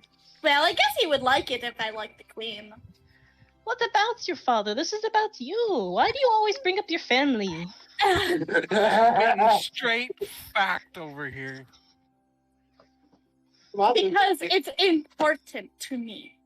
I know it's important to you, but these are your feelings. You have to think about them if you're gonna know anything about them. Man, true wisdom from Caro. You got to think about them if you're gonna know anything about them. We spitting fact out here. Oh yeah, I don't want her to use like too complicated of words. No. It's fucking At great. this rate, though, Gil is looking more and more like the safe option here. Not Hint, the hint. You already know he likes you. Okay. So- Matthew's imagining everybody listening to the wall. I'm just imagining now Caleb looking at Feels like, Gil like, yes, you Jim. fucking idiot. Yeah, like Zephyr and Caleb are just looking at Gil like, have you not been fucking listening? She's gay! Okay. Hey, Gil be like, hey, she could be bi. Yeah, or maybe I'm the she has exception. kissed him more than once. Valid. Yeah, no, that's fair. I'll give you that. That's valid. Maybe I'm the exception. Yeah. That's his. Well, he was think usually Lucian- unconscious when she gives him a kiss, so all of us are like, Hmm. except for Gil. But anyways, continue. Okay. So what you are trying to tell me is that it's okay to like her, Yes. but like I said, I don't want to go through all of this stupid stuff with like no knowledge whatsoever if she's even going to like me a little bit. It's not. You don't know until you try. You're not going through all this stupid stuff. It's still worth it. Oh, is it You worth like it? her, if I, right? No, what I'm trying to understand is how is it worth it in the end? If I don't get, well, I guess I just, but, if I don't get a relationship out of it. Well, you'll learn for the next one. Next one! You don't know anything about it, obviously. So now you'll know. There's more Oh than my one. god, Shiva, I need help. You do. You really do. I love how her voice keeps breaking. Next one. It was Do not so- worry, Lucien. It's like let's be real. Lucian's understanding of this probably came from stories. Yes. Do not worry, Lucien. You read We too will many support you the entire way. Lucy had read too many romance novels. I just, Yeah, where they like do it once and it's like true love and they like live Yeah. happily ever after. yeah. I don't understand how Lucifer could be all thinking he's in love and being like, oh, look at me, I have a boyfriend now, and, I'm still confused. I Well, don't he understand. thinks he's in love, then he is. If you think you are, if you look at it, think about it, No. and He does, acknowledge it. maybe he likes Kaloum, but I'm not 100% sure if Kaloum likes him. Because Well, he can is- still be in love with him without Kaloum liking him back. But I don't want him to like Kaloum because Kaloum is an asshole who needs to die. Is it? Man, Damn, that was so covered a lot of blunt. ground. Lucy our has so many soul. double standards. That is true, but that is something we can deal with over time. You can still like somebody else. You don't have to compare it to your brother. I've never loved anybody other than my brother before, so this is a little weird. Yes, new experiences, they are fun. I'm not having fun. Don't worry. You will. You will. When you're with the people you like, The it way becomes great. Kara's like, that's funny. You will. How will I have fun exactly? Because if you're thinking what I am thinking, that is not going to happen. What? No, I mean whenever you're just with them. You're in the same room and you look at them and you're like, yes, I am happy. Yes. That is Gwent. And she's just like, This? I'm still not understanding. Oh, you sweet You're not summer understanding a lot of child. things. What I'm trying to understand here. Girl likes boy, boy takes her out, boy, does the thing, and then they live happily ever after. What I don't understand. Fuck you, Gil. What I don't understand is what is fun about any of this? Because, like I said, I am not having fun. I am like, I'm pretty sure I'm dying.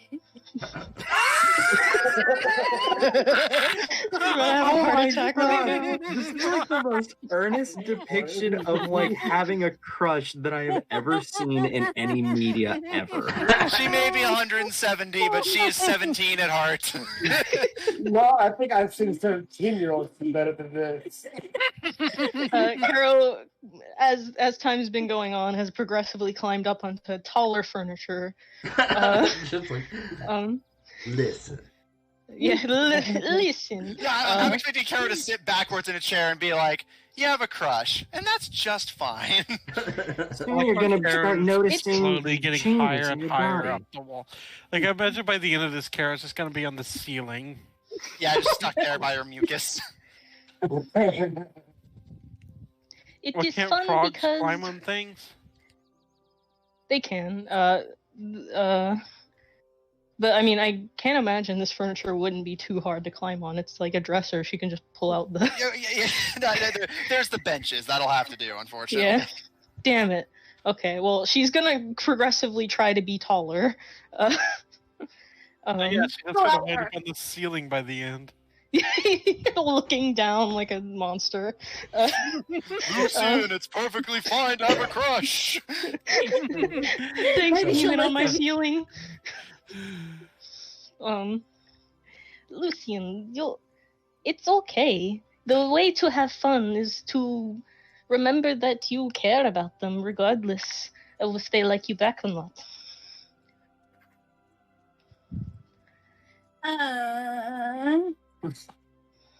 It just doesn't make sense. Oh my goodness. Oh, you Carol sweet summer child. nods and just like, maybe it will given time. You know, back home, back in Wicked, I would have like many men who would come to me and be like, "Oh, you should marry me because my family is the best." But like none of them were like, you know, super cool and really funny, you know. And have such beautiful eyes. Like she wore a jacket to the fucking like ball, and she was like, "Oh, look at me," and I'm like, "Yeah." It's because she wore a fucking jacket. Dude, that is just a lesbian mood. I was gonna say that is a lesbian mood if I have ever heard one. Like regardless of Lucian being bisexual, that is a lesbian mood, is what that is. Yes, I was there. She was very cool, but you're running from the point. You like her, and that's okay. Talk to her. I talked to her and she said, "Oh, let's wait for you to get here in one piece." Like, what am I like? I'm not. What if I don't come in one piece? What if I come and I'm like a little bit broken? You know? It's gonna be a problem. I was gonna grab her face and just calm down. Does she need to roll Constitution? It's going to take time. We'll get She there. has a suit on, yeah. Yeah, she still has her suit on right now. Okay, never mind then. Continue. Okay. She hasn't undressed yet. I was gonna save that for. I'm gonna be real. I was gonna save that for the end of the bath, and then have Lucy make like back-to-back Constitution saves for every time Kara had touched her. Hey, you've been marking down every instance that Kara has touched her. She needs to do. I assumed since Kara was bathing, she would be out of the suit. So I was just like, yeah. No, yeah. Oh, I didn't know we were in the bath yet. Yeah, we were. Okay, then yeah, she'll have to make this. Yeah, so we'll get there. Kara grabs her by the face and forces her to look into Kara's big crimson eyes. Look into my eyes. Calm down. You're panicking. Does that mean Kara has to turn their face sideways? No. Yeah, her eyes bulge out enough to be able to look. Yeah, she's looking forward. I mean, most frogs can look forward, actually. Yeah, so you're fine. So she forces Lucian to look her in the eyes. Just, you're panicking. Don't worry. We'll get there. Take it one step at a time. Oh, I feel sick. Hey? I feel like misunderstand what I'm about to say.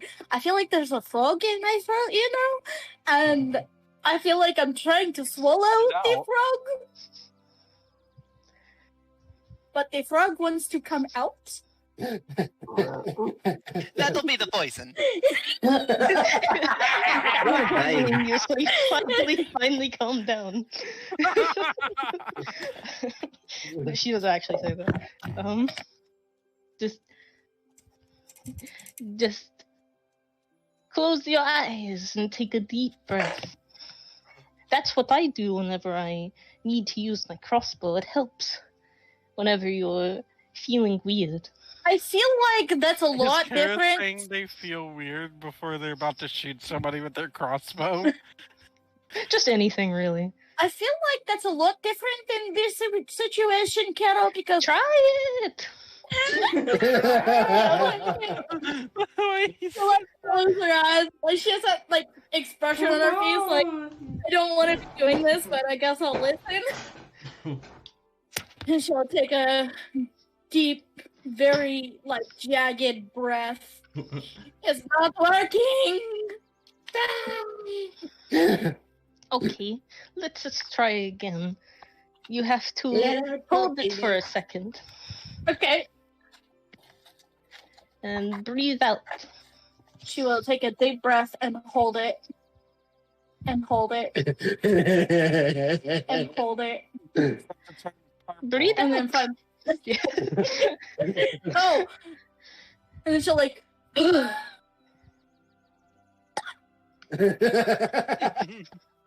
pretty sure that was the frog. There, it's gone. Don't let it take you all over. I'm the only frog that can talk to you. The expression on Lucian's face is like a mixture of gratitude and confusion. If you can muster that in your mind.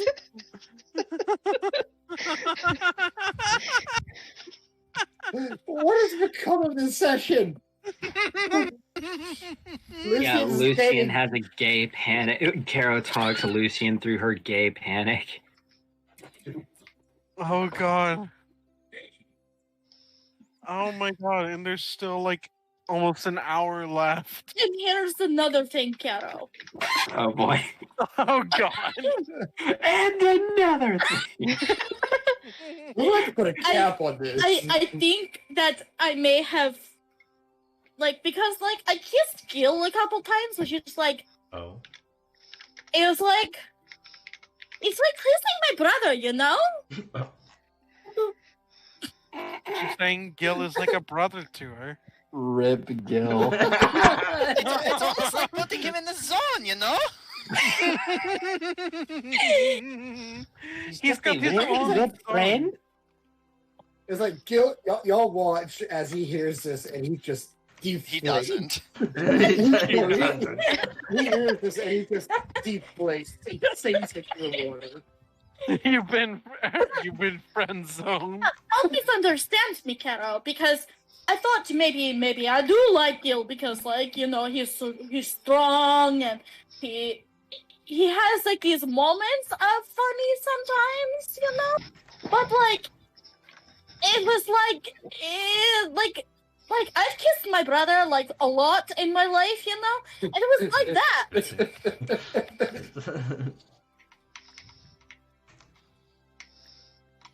And I kind of feel bad because I think, like, because I don't think he knows what he likes, you know? Like girl-wise. Obviously, he likes girls, you know? But, like, he liked Summer, which you never met her. She's, like, super cool. But, like, not in the same way as, you know, the Queen, because, like, they're two different kinds of cool, you know? She's more in the sense of, oh, look at her, she can do all kinds of cool stuff. Is this gonna be the rest of the stream? No. So we shall see. And, you know, he liked Summer, and, he liked, that ghost girl back down in Edict, which I think that was pretty funny when she turned him down. That was hilarious. And I feel like he liked the queen bee too. Because, like, he had that night with her, you know? Which was a little weird because I overheard him say, make her look like him, you know? And I was like, look like who? And I'm like, oh, I guess it's me now.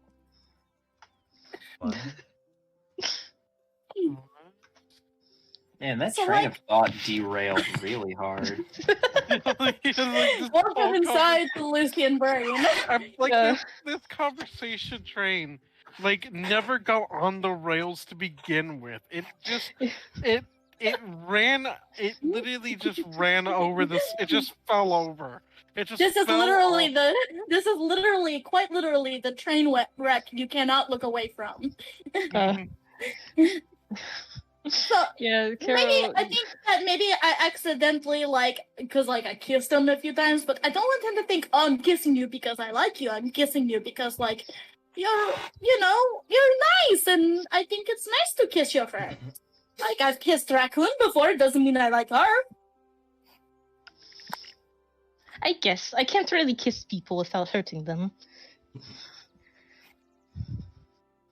I'm gonna do something I regret. Lucian's gonna kiss her on the cheek. There. Mouthful of poison. Lucian, can you make me 3 Constitution saving throws, 1 at disadvantage? Yep. First one, a 10. Technically, like. Second 4. one, a 6. And the last one, disadvantage. Another 10. All those hit, right? Lucian just passed out. What was the last one, Lucian? 10. It was 10, 6, and 10. Caro, as Lucian does this and smiles, you see her body suddenly lock up as the poison hits her. Bam, bam, bam. From all the times you've been touching her and now her actually giving you a kiss on the cheek. And she begins to slump into the water, paralyzed. Caro's gonna, one last time, touch her to drag her out of the bath. Oh no! Lucian, make another Constitution save at Oh disadvantage. no! Okay, so first we'll do She's gonna drown. Can this poison kill? You said disadvantage? Not with this application, no. Yeah, at disadvantage. 4. Yeah, she has to put it on a weapon that pierces your skin to kill you. Dash to do. That would be a natural 4. Caro, as you do this, Lucian passes out. Caro's gonna start putting on her clothes so she can take Lucian. Matthew, is that your way of making sure this didn't take up the rest of the stream? No, actually, it just legit. I was It just happened. She got hit with this fucking poison dart frog poison 4 doses in a row. 1 was directly to the mouth. She's not staying conscious after that. And Caro, as you're re-robing, Raccoon kind of swims to the edge of the pool and kind of clambers up and looks at Lucian and looks back to you. Is she dead? I like how No, Raccoon she's just reacts passed out. to none of this. Yeah, Raccoon's just sitting there, playing in the water. To be honest. Yeah, I was actually keeping track of what she was doing. Yeah, she's literally just been swimming around in the water. All right. Swimming. So what are the boys in their bathing area up to?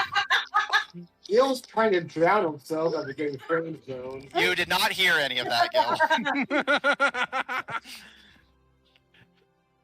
You sure? Yes, Sure. Caleb is just gonna be like, what do you think they're doing in there? Knowing Lucian, she's stunning pretty good. You know how she's a neat freak. She's probably scrubbing herself down all to get herself all clean. In the bath with the geysers are just our guys. There's nobody else in either of the bathhouses. Remember, by these people's standards, it's now they're waking up for the day, so they're not exactly Hey, some people bathe in the morning. Yeah, monsters. I'm kidding. Damn. No, I'm kidding. It's literally just that you guys hit at a time of day where most people aren't using the bathhouses right now. Caleb's just sitting in the water and is like, you think they're talking about things? Then my what there's are they no talking about? telling. Not my concern. Well, you guys are a bag of fun. Boys being boys. Not talking, sitting there. Yeah, just... Like, the girls, there's no telling what they're talking about. They're like a whole other, like, race. Some of them are other races. Yeah, like... I say that's a kind of an unfair assessment. He can't understand you. He wants to, but yeah, she's completely unable to be understood. Well, that's just Lucian. Yeah, that's a Lucian problem, not a. Not a girl problem. He doesn't know that many girls, okay? Well, People here are kind of strange, and they started to bother me. how so? They were like saying things like things that like almost like they were talking about an animal wandering around.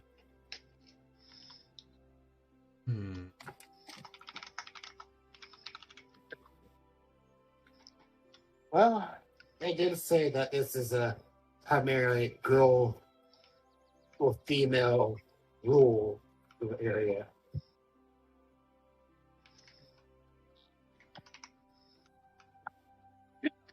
I don't think we're going to be staying here for very long, so... But I have a feeling this isn't just a isolated to this town problem. Probably not. It may not, but frankly, it's not. You don't have And any they probably concerns, can't tell do what you are. you? Yeah. I was gonna say, you don't really have that many concerns, do you, Zephyr? I mean, I have a few, but at the moment, the situations are... Seems these girls don't like men as set guard. Seem to not like Caleb, but... And... Yeah. But frankly, I don't need them to like me. As long as we can keep doing business. So, frankly, I'm not sure why we're staying here for... Because we got a plan. We did say we needed to lie low for a little bit because of the mess we caused. And a plan for what to do with the president. I don't think Lucian's going to be able to talk her down. I don't know if we should let Lucian talk to her. Well, if she tries to talk to her, the problem is going to be we won't have the element of surprise anymore. Well, that depends. Not just that, but I've heard her a couple of nights talking to her brother a lot. I'm concerned that she may be losing sight of the point of this. You think she's switching sides on us? I think she might be at risk of it, and that's kind of why I don't want to let her talk with one of these people. Then should we just kill her? Not Lucian. Oh, not kill Lucian, but just kill the president. This is something you should not be talking about. Yeah, this is what's going on in the boys' Yeah, there's a gay panic attack. There's no one in here. We basically, in an effort to do like a deconstruction and mockery of gender roles and gender stereotypes, I literally put you guys in gender segregated bathrooms, only for the girls to talk about their crushes and the boys to talk about murder. We did confirm that there was no one in here. He's like we're not playing a heist. Like, can we just assume that if somebody that's not one of our group walked in here, that Caleb would just stop? No, of course, I'm not gonna do that to you. God, the fucking The girl's bathroom is just, I like her. What am I gonna? What if she doesn't like me back? And then the boys' bathroom is just, hey, do you think we should kill the president? I love you guys so much. What's our assassination plan? NSA, don't fucking take that out of context. Yeah, NSA. it's a fictional president. But yeah. Anyways, continue. And it was like, I just feel like that maybe we might. I mean, it wouldn't be the first time that this party has done something without somebody knowing, but at least most of us would know. It's better than when Lucian just killed Lordican without telling anybody. And then her talking to her brother without even telling us about it.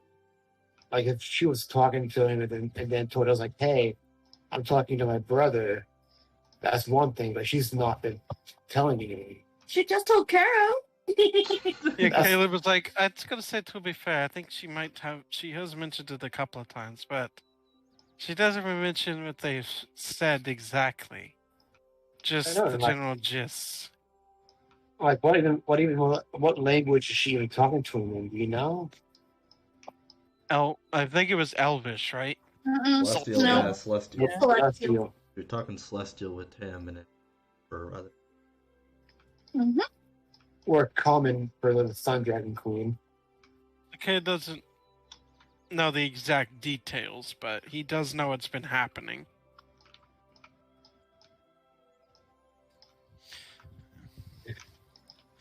Well, I mean, if we could let her do her thing, or talk to the dragon, find her own aim. And I was gonna say, how do we know that should Lucian talk her down, that she won't try to go after us?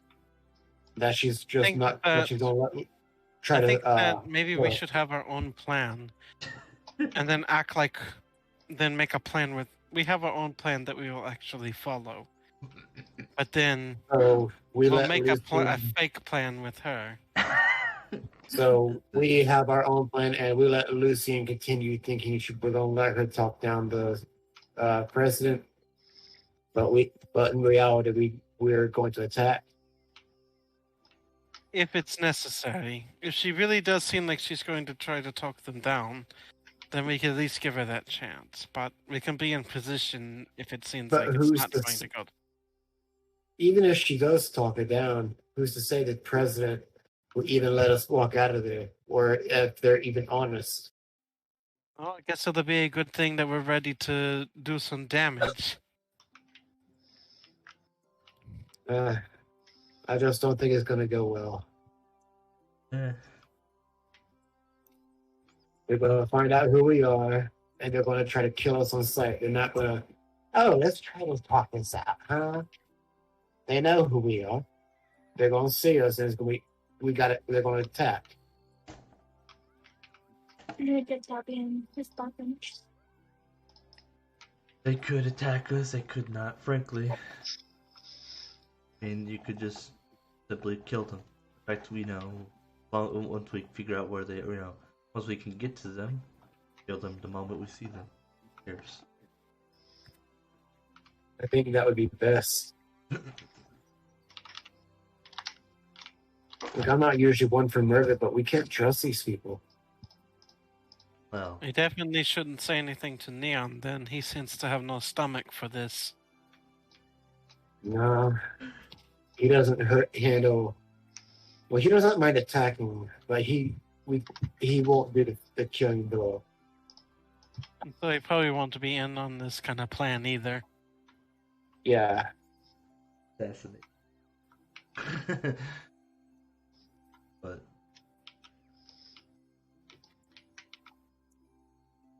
formed a pact. A pact in the boys' bathroom. The best kind of pact. the murder pact. Murder pact. Alright. It's like in any other context, this would be like the pretext of some kind of mystery murder story. 3 guys make a pact in the bathroom to kill somebody. This is just the beginning of Count of Monte Cristo. It is. But yeah. Well.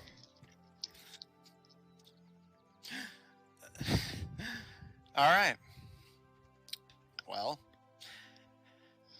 with Lucian literally unconscious from their gay panic overload, and the boys have formed their pact to,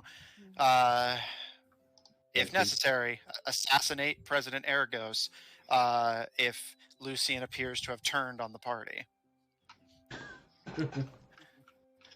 With that, you guys finish your bathing. Caro assists with Raccoon's help, assisting Lucian back into her clothes. As you all have your clothes laundered and returned to you, while nothing could be done for the existing holes from your previous combats and the singe marks on some of them, the clothes are at least clean. I don't think Caleb has even been hit in any of the yeah, just for those who have, like, Lucian's dress got singed a little bit and things like that. Caleb's outfit is probably still pristine. Yeah, or as pristine as it can be from your various terrain treks. It probably doesn't have the smell of sulfur on it anymore. Yeah. But with your clothes at least cleaned, if not repaired,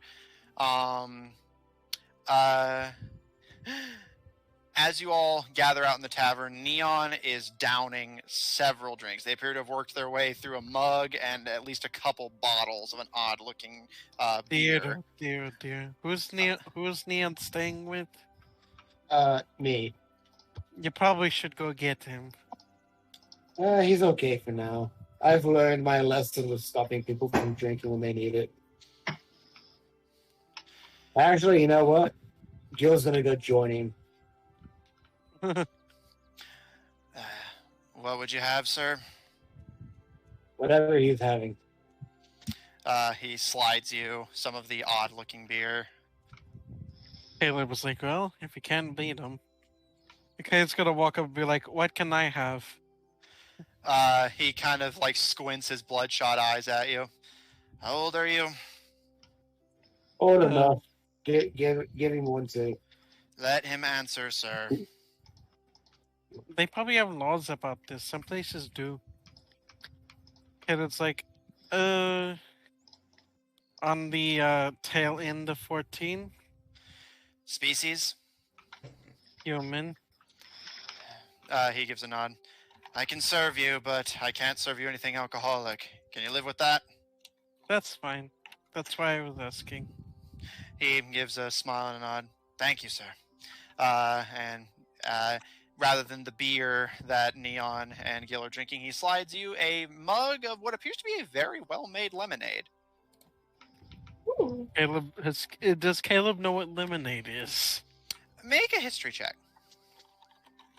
Okay. He's actually pretty decent at that. 15.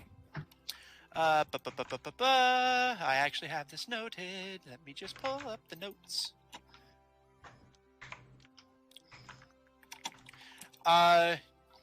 You are somewhat familiar with the beverage. It's not completely unheard of by any stretch. Although it's very rare for it to be refined like the drink you're looking at appears to be. So it looks almost like essentially an upgraded version of a drink you are familiar with. You haven't seen it this well kept, but the drink itself is familiar to you. You know it has a somewhat pungent and sour taste, but it is overall pleasant, especially with sugar. All right, Caleb will drink his drink. All right. Caro, you get a tap on the shoulder as you and Raccoon are carrying Lucian, and you see Amanda, the dark elf guard. She's probably gonna think she got drunk or something. She glances to Lucian and gives a small grin and looks to you, Caro. Had a bit too much to drink, I take it? Oh no, I just wasn't paying enough attention and accidentally poisoned. She actually gives a nod, seeming completely understanding, and just, I've made that mistake a few times myself. No judgment. She already. Oh no! Wait, what? Somebody question. Hold up. Carol will not question it and nod. Yeah. Hold up. Okay. Fantastic. She holds out a sack of coins. You are traveling together, yes? Yes. Here.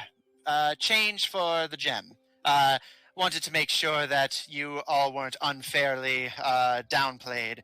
The people here are a bit distrustful of outsiders.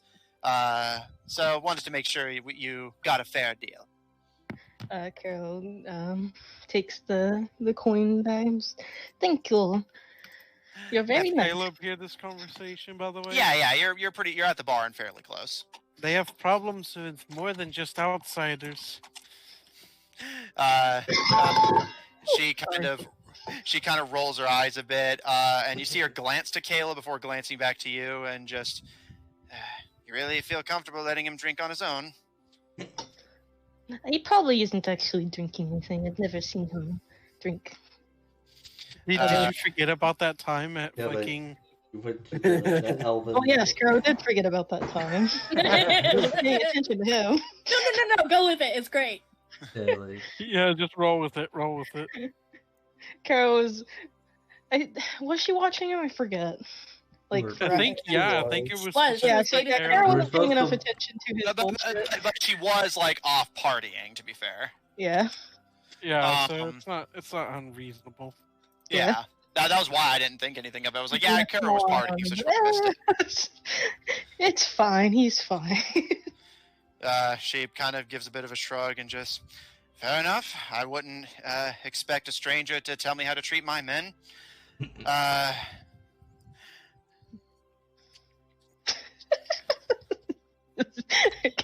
Carol yet again will not comment on this. Well, if there's anything else I can do for the three of you, please let me know. I'm usually watching the borders, keeping an eye out for dragon smugglers and the like. Just find me out on the south side border if you need anything, all right? Okay. Thank you. I hope you enjoy your stay in town, miss. She nods. And as Lucian is getting heavier for her, she's like rushing to the room. Have a good night, miss. And you too. And with that, she exits Hang on, the bar. before she leaves, Caleb's gonna be like, "Don't work too hard, Miss Guard." You can see her actually pause briefly at the doorway. Oh no. And Zephyr, you actually kind of twitch as you see her hand actually reaching down for her blade before she visibly curls her fist. And she turns and smiles at you. Does Gil see her reach for the blade? You're drinking and farthest away from the scene. Still, but Caleb's right there next to us. Yeah, Caleb's a couple seats across from you. I will let you roll for a perception check. I'm just saying you won't immediately see it because you're A, distracted, and B, inebriated. Nope, I don't see it. Yeah, that was a 10. Yeah. That was the only reason I didn't give it to you immediately is because Zephyr is sober and closer. You're further away and drinking. One more time. Caleb's fairly perceptive. Does he see it? Yeah, I will say, Caleb, you see it, but she turns and gives you a wide, deeply insincere smile and says, "You be careful, young man. It's dangerous for a little boy on the streets." I think I can handle myself. And she doesn't comment any further and leaves the tavern, but slamming it a little harshly behind her. What I would have thought a little friendly conversation could get under someone's skin like that. As he turns back towards the counter where he's drinking his drink.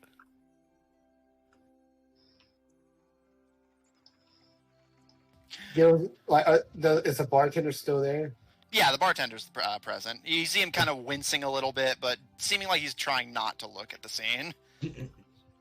Are they all like that? Unfortunately. They do seem quite a bit touchy about it. Well, I find that people in the upper class don't exactly like the lower class, and he does air quotes, talking back to them.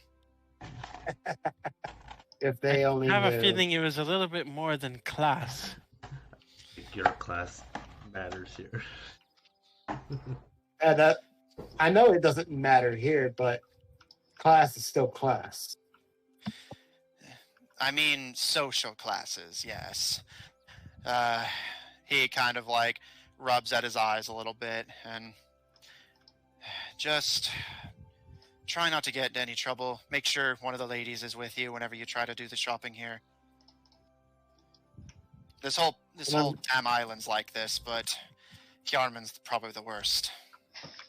And I'm guessing practicing is a bad idea outside. Yes.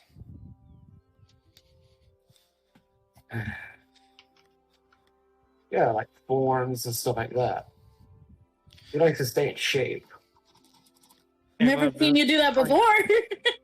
Yeah, Caleb but he gets is to like, show off to a bunch of other warriors. Are they hired on the? Are they hired on the historians like you? He gives a bit of a shrug and just pretty much anything that's not a dark elf woman, you shit out of luck. And he pops the cap off of a beer and starts to drink from it.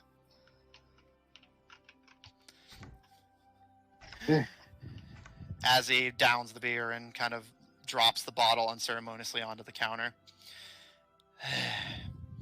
If you'd want better treatment, I'd recommend heading north. The coastal regions get a lot more outside traffic, a little bit harder for all the everything to seep in. The capital's at least a little better, but not by much. You know what they need here? They need a good arena where you can just go in for a nice fight and not get into trouble. They have plenty of that off the island, but he gives an...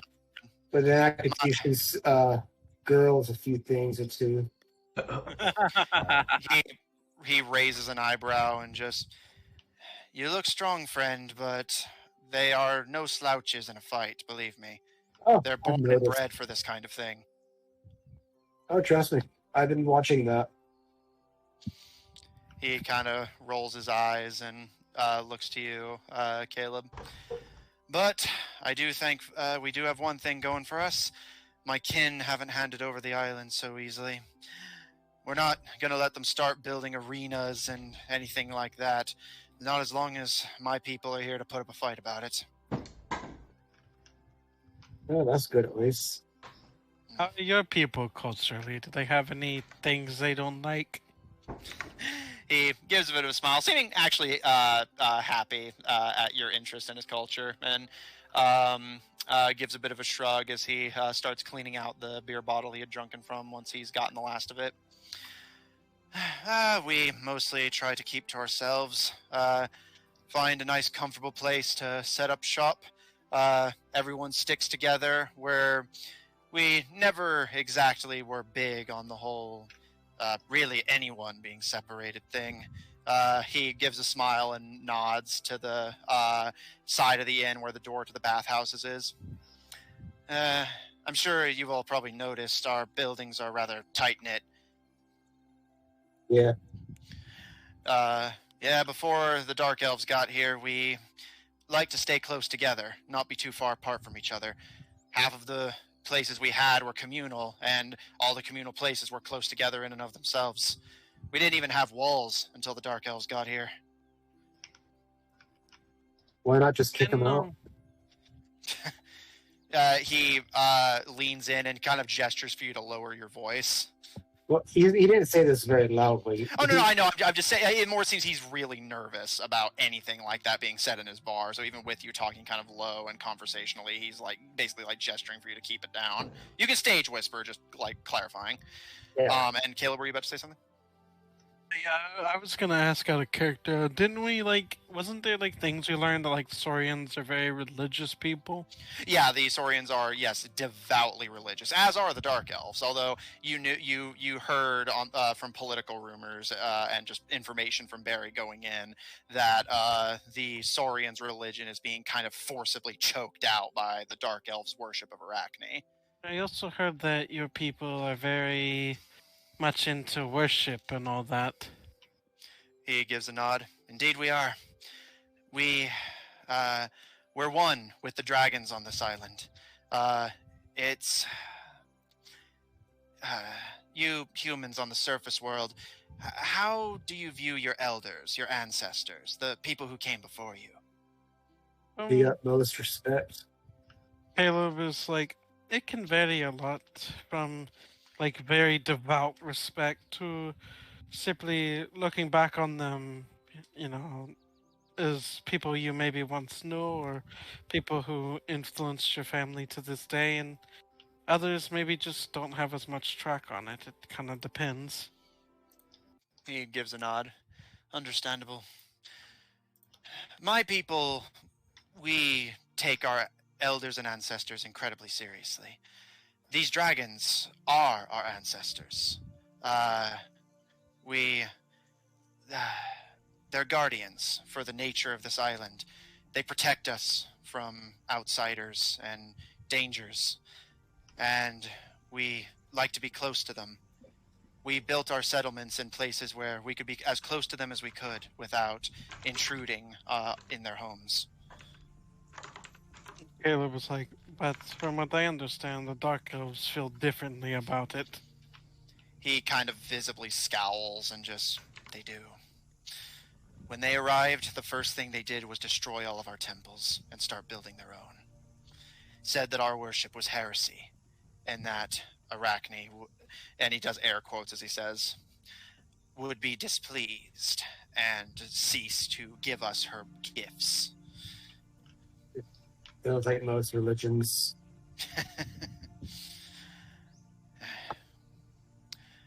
So, the temples are gone, and we've not had any luck rebuilding them. Not that anyone's willing to chance it, with the Dark Elves still here. Well, the way I always look at it, temples and stuff aren't always necessary. You still have your dragons, and you still have your nature where they're at. He kind of gives a, yeah, we do for now. The first thing we lost was the temples, and now they're taking the dragons away. We used to live alongside them, keep them with us for everything, but once the taxes started rolling in, it became harder and harder. He nods to the others in the tavern.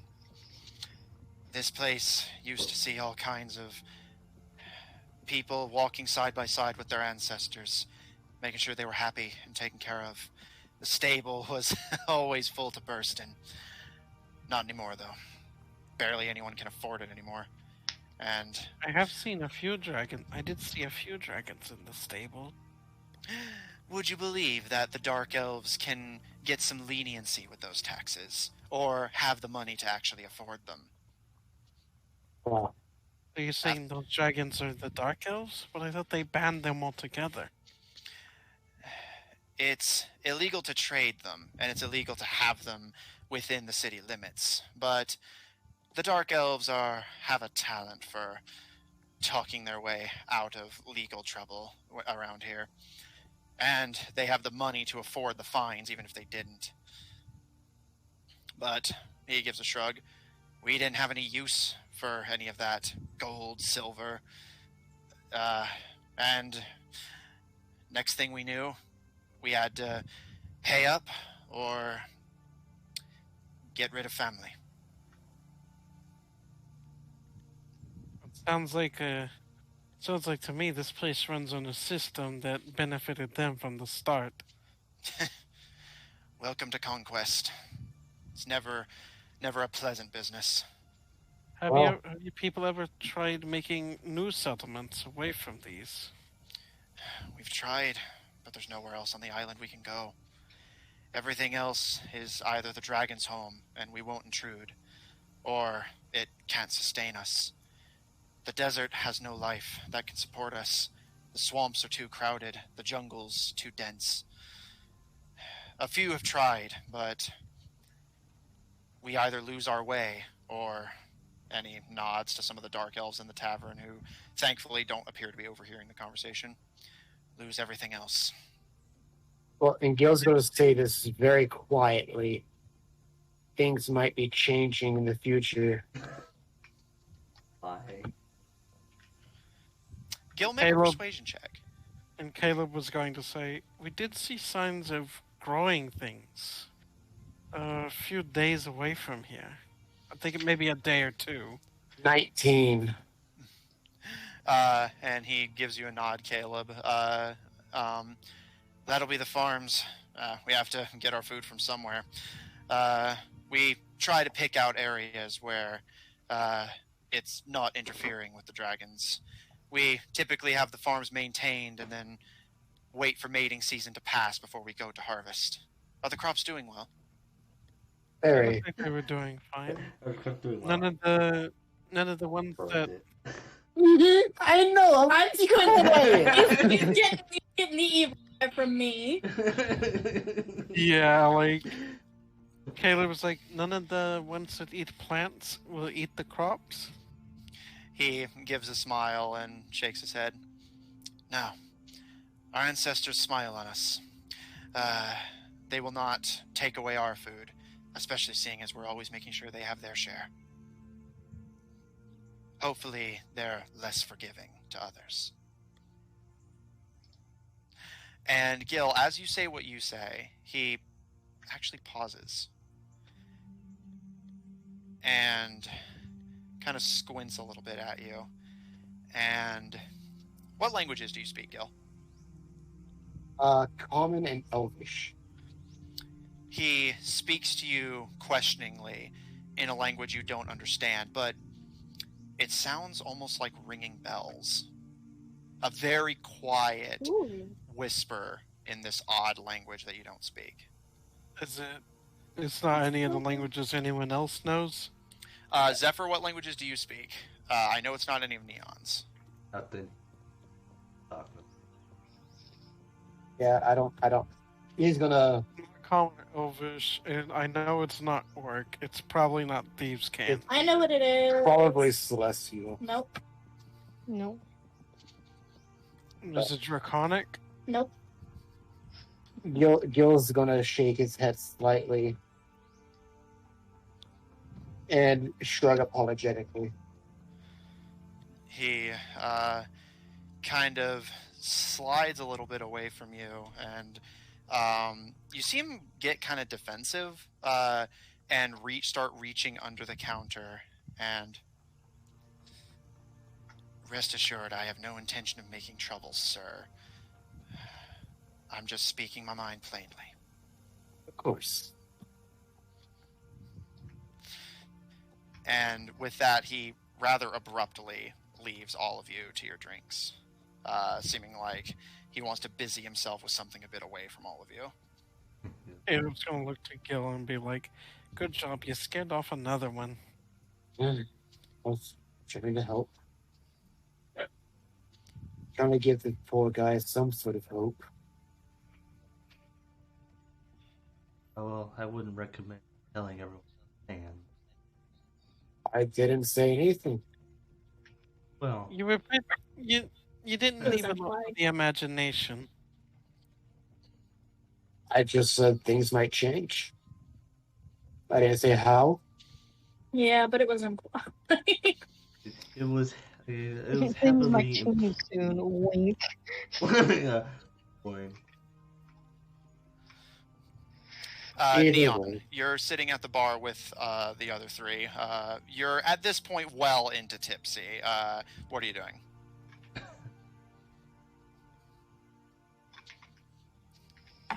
Whoops. Sorry, I didn't realize I was muted. I guess just kind of staring into like what little liquid is left in the glass, just kind of swirling it around, just staring, really. All right. Staring at the bubbles. Yeah. All right. With most of the party bathed, your accommodations accounted First for. time in probably a month. Yeah. Well, it's been a couple weeks, but the point stands. Yeah. It only takes 4 weeks to be a month. No, I know. Like that's why I said like the point stands. I was more just like noting offhandedly. Lucian, unconscious but taken to bed by Caro and Raccoon. Your accommodations sorted. Your body's clean. Is there any final things you guys would like to do before bunking down for the night? No. And I'll let Raccoon stay with Lucian and Caro for the night. All right, so the accommodations are Lucian, Caro, Raccoon, Gil, and Neon, and Zephyr and Caleb. Yep. All right. You all finish your drinks. The Sunken Scale does provide various meals, so you can either dip into your rations or pay for your meal for the night. Well, I thought the meals were included with the room. No. Oh, yeah, that's right. Yeah, you paid for the full accommodations. Yes. So, yeah. Thank you for reminding me. You all dip for a quick meal. Caro taking some up to Lucian, I assume. Yeah.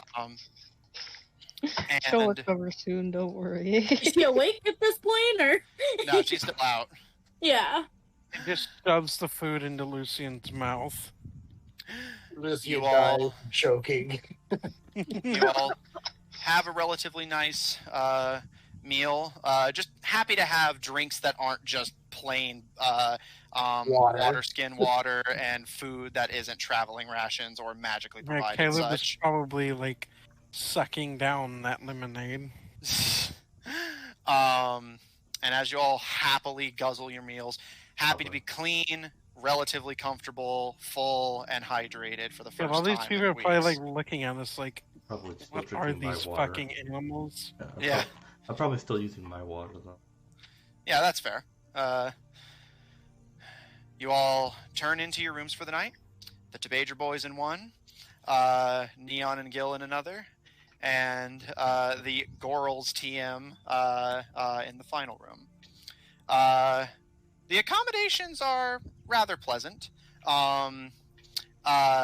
Simple wooden walls separate the rooms, made of rather thick logs.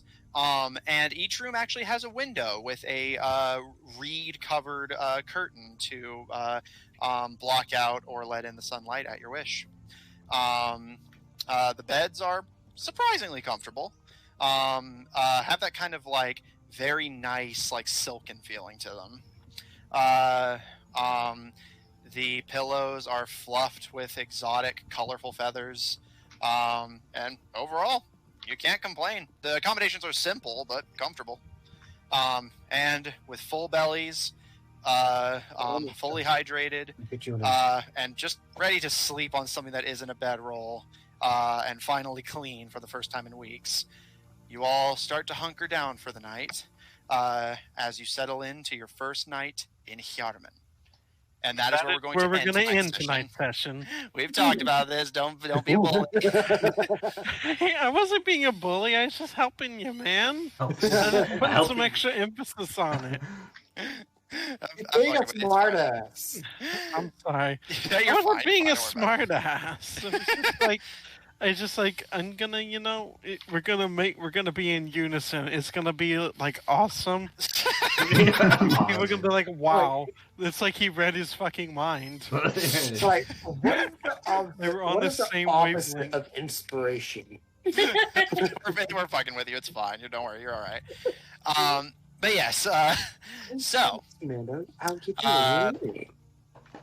the party has finally made it to Hyarmen. the Dark Elf town of the Ergos Republic. The Dark Elves, as expected, are harsh, sexist, and unforgiving. Lucian is having an active panic attack over her feelings for the Sun Dragon Queen. And almost as if unconsciously giving in to the Dark Elf's behavior, the men of the party are immediately plotting betrayal. As if Lucian's behavior becomes any more suspicious, it seems the men of the party will act on their pact to go against Lucian's wishes and kill President Ergos, whether she likes it or not. Neon appears to be slowly recovering, albeit finding it at the bottom of a bottle. And Caleb... There's a list of people who on this party who have gone to the drink. Yeah. And Caleb, Gil, Zephyr, and Neon have learned a little bit more about circumstances down here. The Saurians are having their culture and religion repressed by the Dark Elf overseers, who have rigged the system to be wildly in their favor while dealing with their Feels foreign very conquest. topical. Also kind of reminds We me got of something. sexism, racism. I mean, come on, Matthew. What? It's And really perfect. And they have a president. Now, that one I will say was unintentional. I legitimately picked the system of government that made the most sense for how their society works. Political system. You know, honestly, the fact that he's like, I just picked the political system that fits how their society works. I think that is honestly the biggest fucking, like, takedown of modern society I've ever heard without actually taking down modern society. I won't deny it. If you want to see more of my DMing, because you liked this one so much, check out twitch.tv/GrameCrackers, GRAEME crackers with a Z, for my Friday campaign, The Goldshine Investigations, at 7 o'clock CDT, taking place in the same campaign setting, featuring 2 paladins from Yav, and one of them the father of Miss Blackmont, going on their own adventure several hundred years in the past. Check out our website at officiald5hub.info. Down at the moment, but we're hoping to get it back up soon. So just putting the link out there for future use. Check out the link posted in chat to join our official D5 Discord server if you want to hang out with us directly. Support our episodes on Spotify, Apple Podcasts, Google Podcasts, wherever you happen to get them from. For our audio listeners, catch us live on Tuesday at 9:30 CDT on twitch.tv/OddTornadoProductions. Check out Odd Tornado Productions Official on Tumblr to find links to our other works, including our human rogue, who's doing a bit of exploring his own Twitch channel at twitch.tv/Killer55 with a PH. Do not get it wrong. And if that's everything, thanks all of you so much for playing. Thanks everyone at home so much for watching. And we'll see you all next week. Bye.